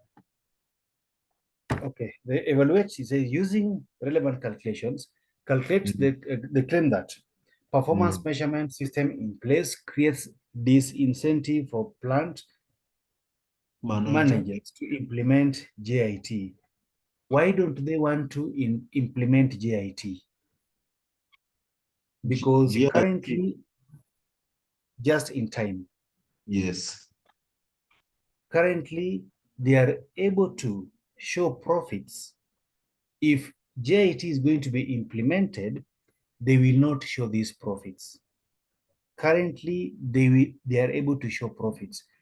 How are they able to show profits? By using something we call absorption costing. So what we want to show is how do we show profits when using absorption costing? How do we show profits when using absorption costing? And reason why they don't want to implement JIT because they are still able to show profits. They're still able to show profits when using absorption costing. So in absorption costing, how do we value our units? We value our units using total cost. What is the total cost per unit? We have agreed that variable cost per unit, we've added these two. For variable cost per unit, we've added variable cost per unit. We have added simply these two, 55 and 67, giving us about 123.5 We add also a fixed cost. per unit, exactly. So what is a fixed cost per unit? So variable cost, we have agreed that is 123.5. What is fixed cost per unit?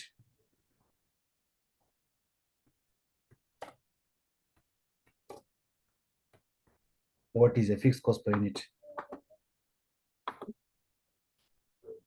So can you give me that figure? 1,170. 117. 1,170. It is given in the note.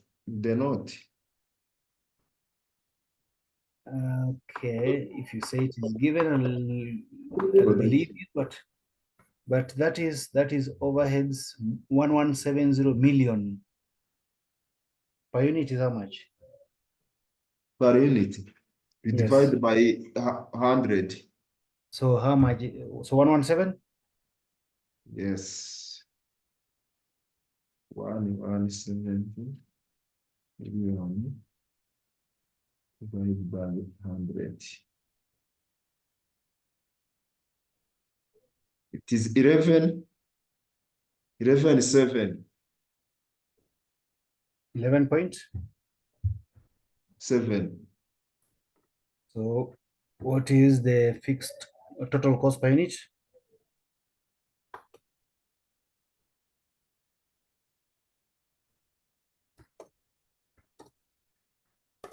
And 135.22. All right. Now we can use that.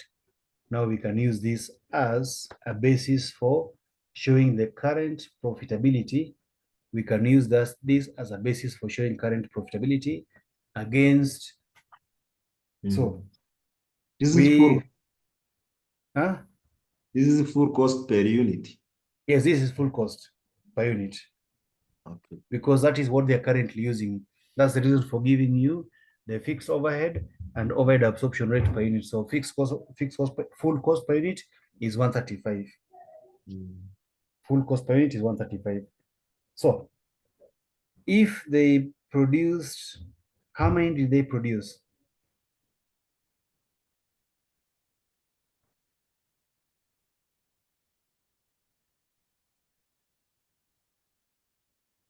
How many did they produce? Okay, let's start with June. 100. Let's start. For June.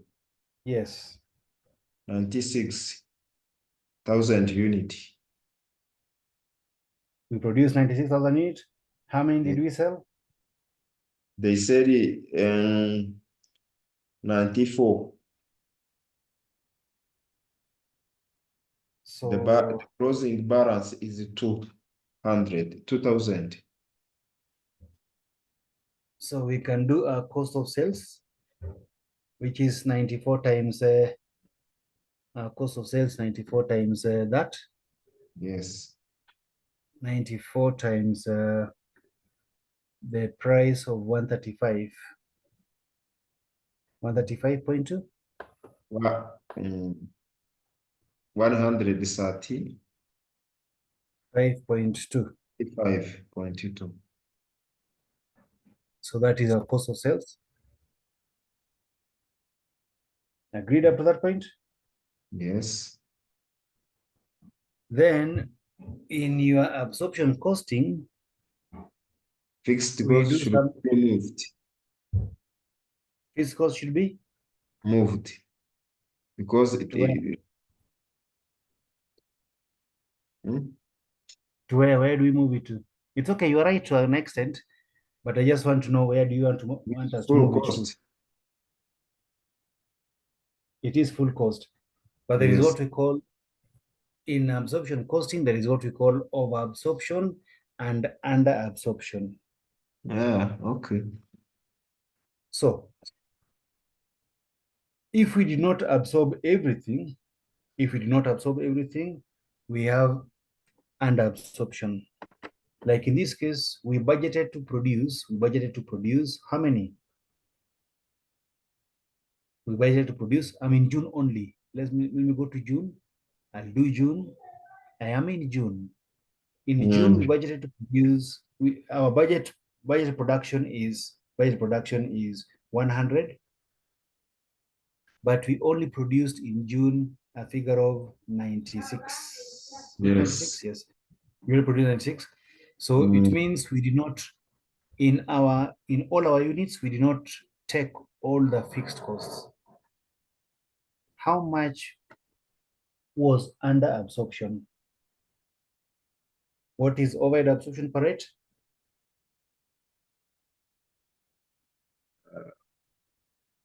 We take it. We got 11.7. Yes. So we have in June under absorption.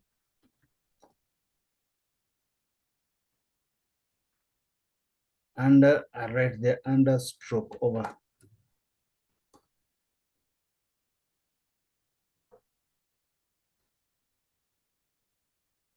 In June, we under absorbed by we didn't produce up to 4,000 units.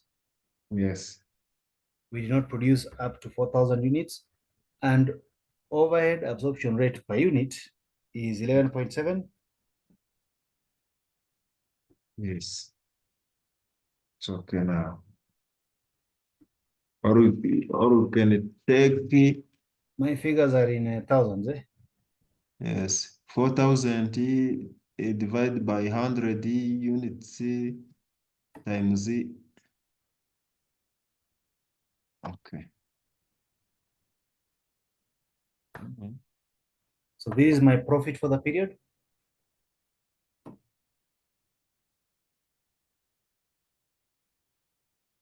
That is my profit for this period.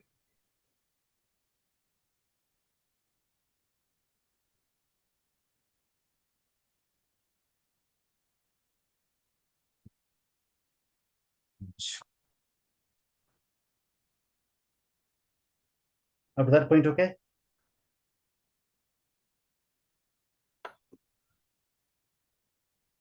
Up to that point, okay?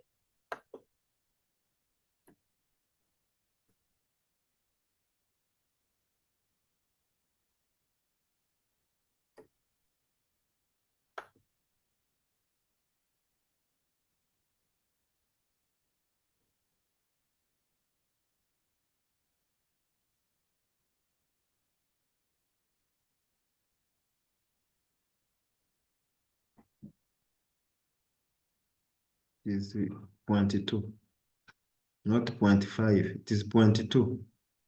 Into Yes.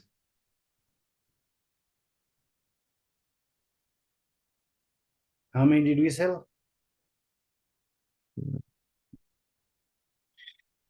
Production is 100 in July. Yes, in July. But how many did we sell? The cost of sales? Sales Yes. or production? Cost of sale 94 or so. So how many did we sell in a year 90 in August? 95.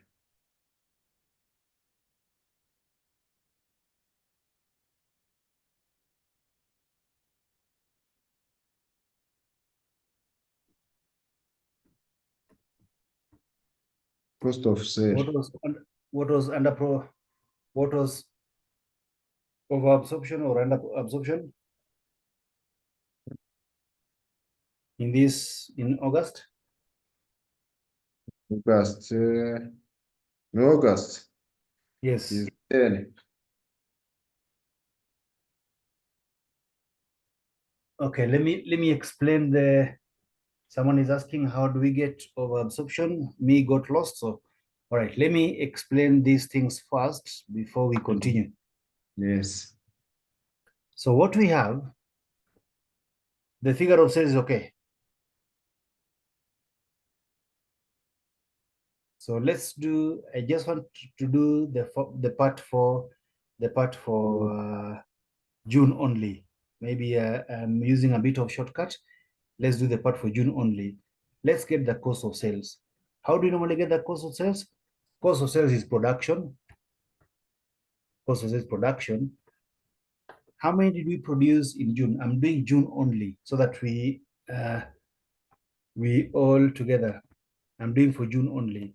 So somebody to give me the June. How many did we produce in June? We produced in June. I want us to 96. see how to get this figure. 96. And we have agreed the production is equal to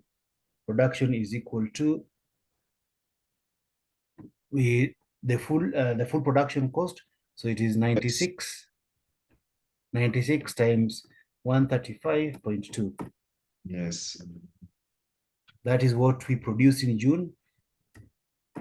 And if we produce that much in June, we did not sell anything. So we say less closing inventory. Yes. Ah. Less closing inventory. How much is the closing inventory in June? 200.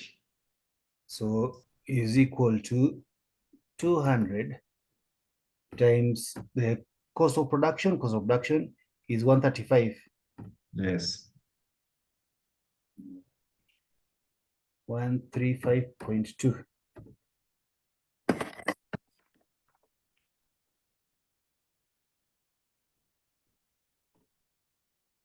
So this should be my It cost was of. you wrote 200. Okay. 200, yeah. It is 2000.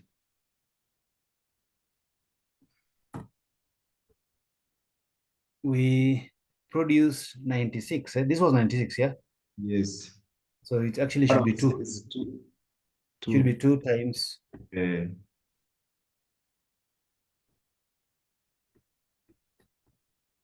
Okay.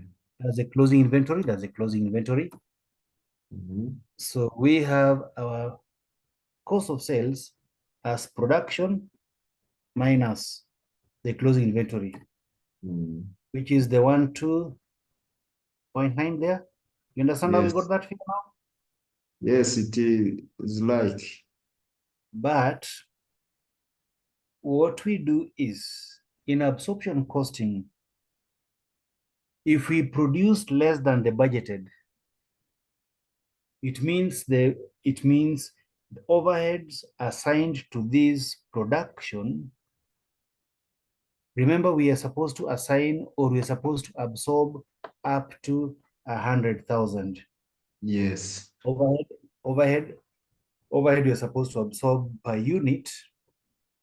Where is I'm in the wrong question. Overhead, we are supposed to absorb every month. Every month, we are supposed to absorb overheads of up to 100,000. So because we only took 90, we only produce 96 units, and each unit took, this is what we have. Overheads, let's see, over absorption or under absorption. Let's see. So we produced 96 units. Let me write their overheads. And there is 4. It's okay. Let's because it's not only you. We produce 96 units, and each unit is taking 11 points. Each unit is taking 11.7 of the overhead. So 96 times 11.7. That is the overheads we were supposed to absorb, or we absorbed according to the budget. So this is absorbed Overhead. Absorbed overhead. This is the absorbed overhead. What is the budgeted overhead? The budgeted overhead is 100 units at 11.7. That is the budgeted overhead. We were supposed to absorb, each unit is taking 11.7. So according to this, we absorbed 11, so 11.7.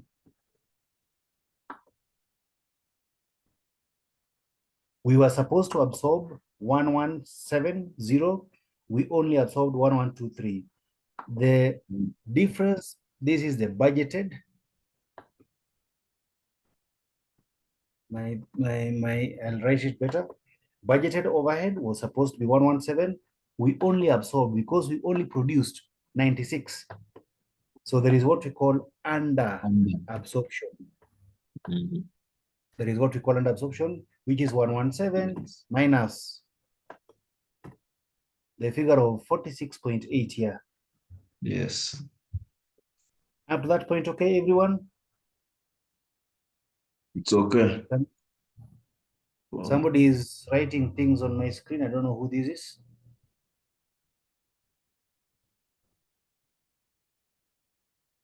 So this is what we call under absorption, which in July we produced the same amount of, in July we produced the same amount of budgeted. If you look at July, July we budgeted according to the budget.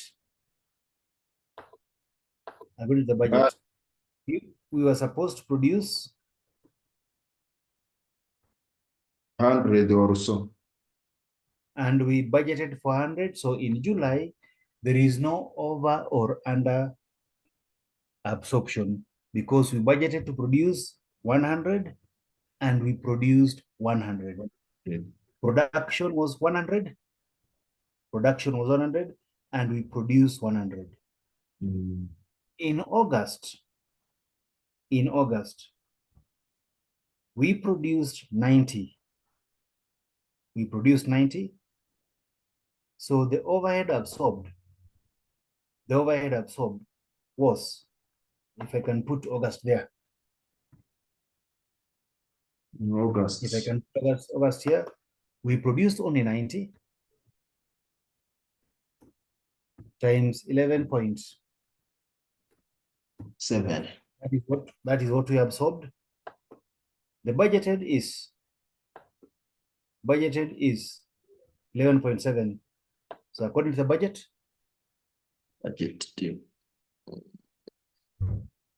which is 11.1170. So there was under absorption of how much? Difference. Yes, which is what I want you to get for me, because most of you are not following. So did you get that part of under absorption and over absorption?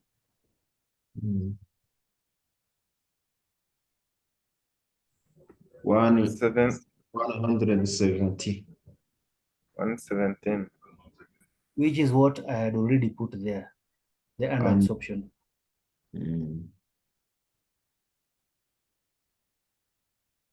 So this is for August, or let me put it, this is equal to actually 1170.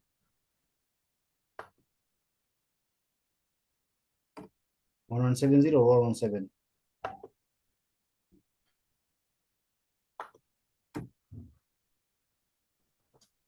So, any question on my over absorption and absorption and profitability?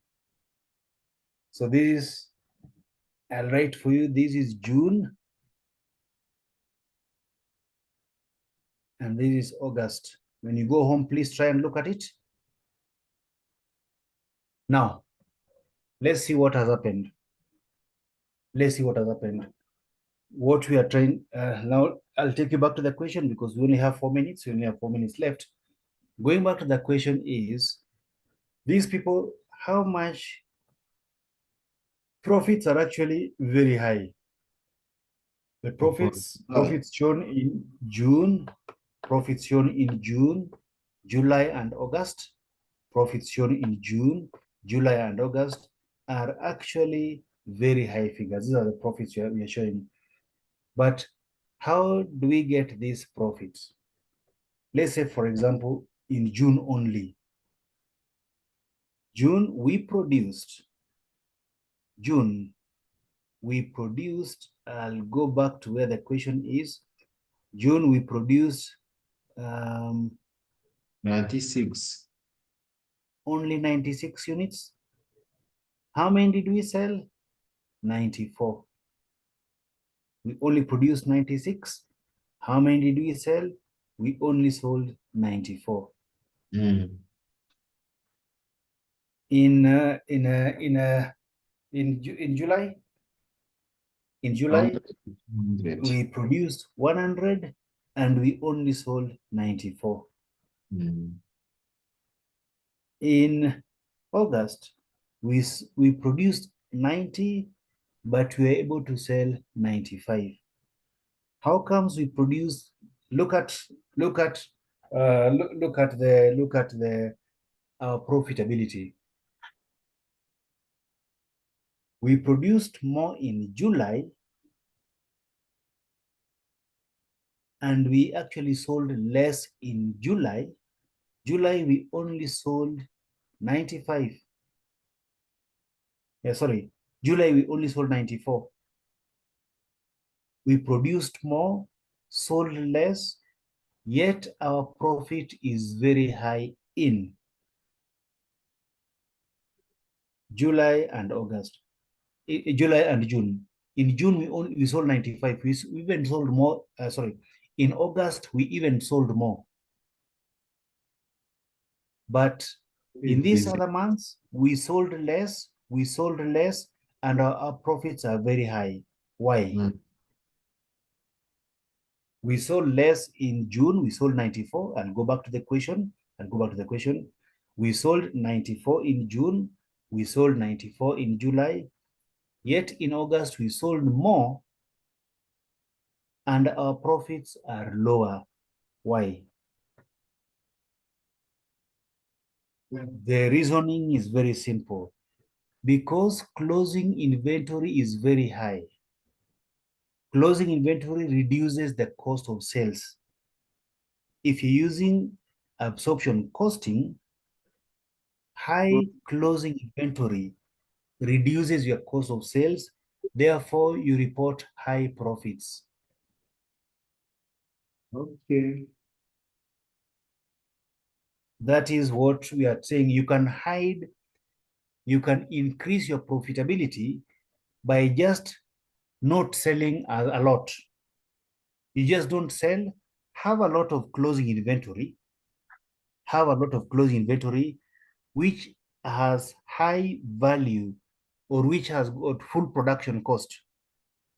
Have a lot of closing inventory which has absorption costing with full production cost. If you have high closing inventory, then your profits will increase without doing no production. In fact, you don't have to produce a lot. Even you don't have to sell a lot. You can sell very small profits. You can sell very small amounts, but just keep increasing inventory. The more inventory you have, the higher the profit will increase.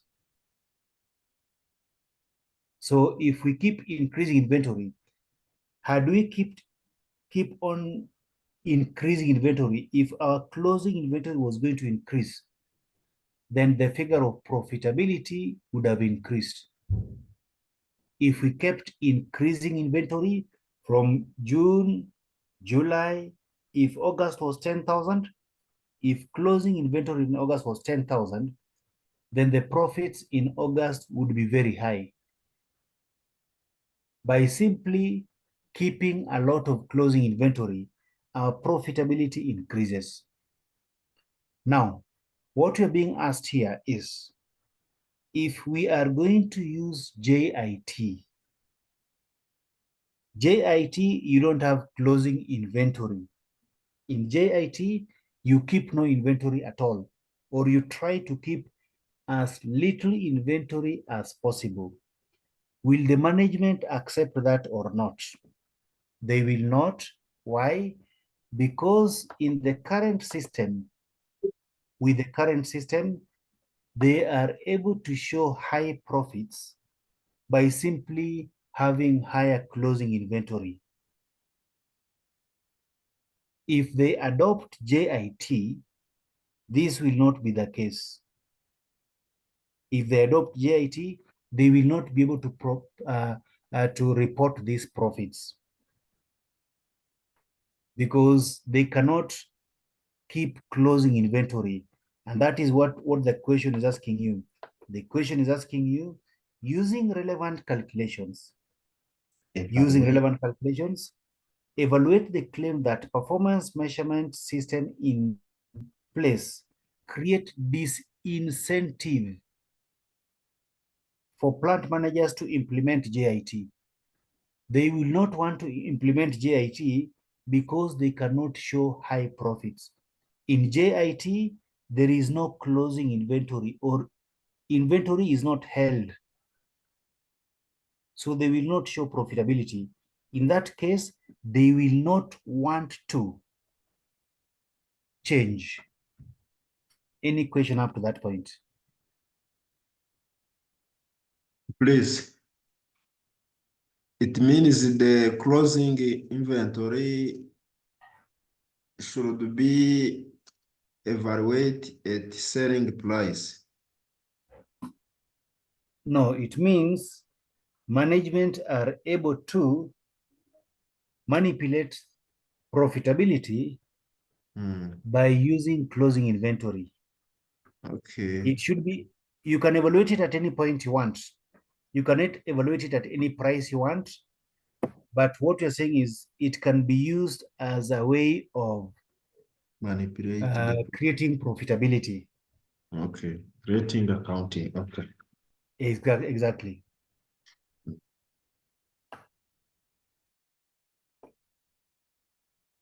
Any other question?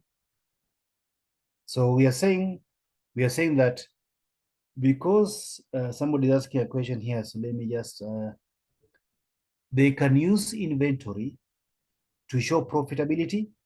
They can use inventory to show profitability.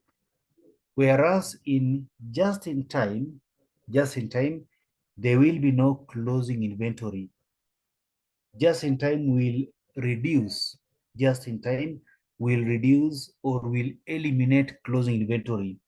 So they will not want to change from the current system so that they can implement the new system. They will not want to change. They will not want to change from the current system to implement the new system because the new system will not help them show this profitability. Should be reduced. Yes, it will be reducing.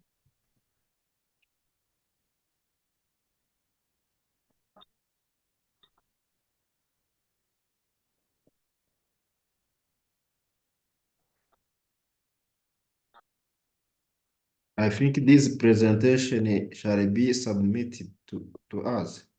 I will send it to ISPAR, then they can send it to you because I don't have your emails or anything else. I'll give it to ISPAR.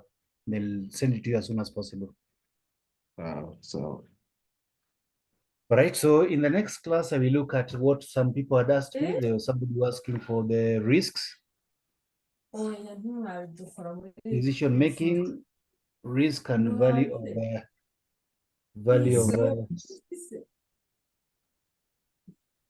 perfect information. So we'll try and do that, and some few things on variance analysis if we can, and quantitative techniques in budgeting.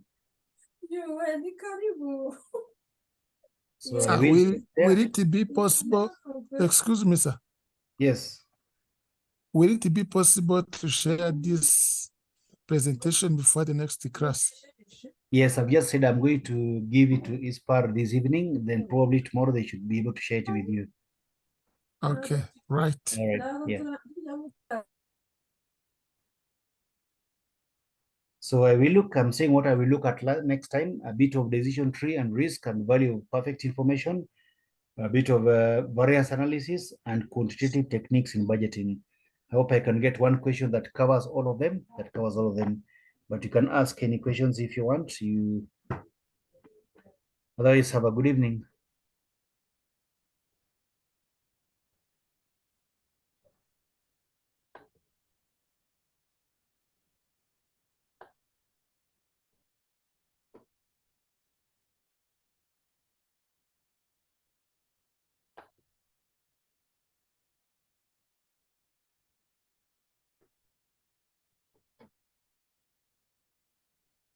Have a good evening. We'll see you on Sunday. Thank you.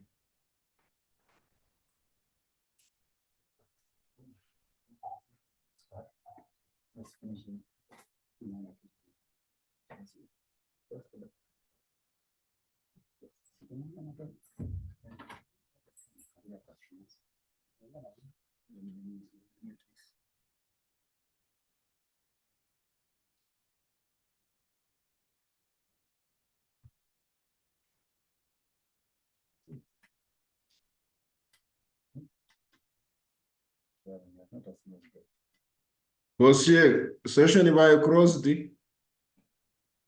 Yes, the session is Yes. closed. Okay.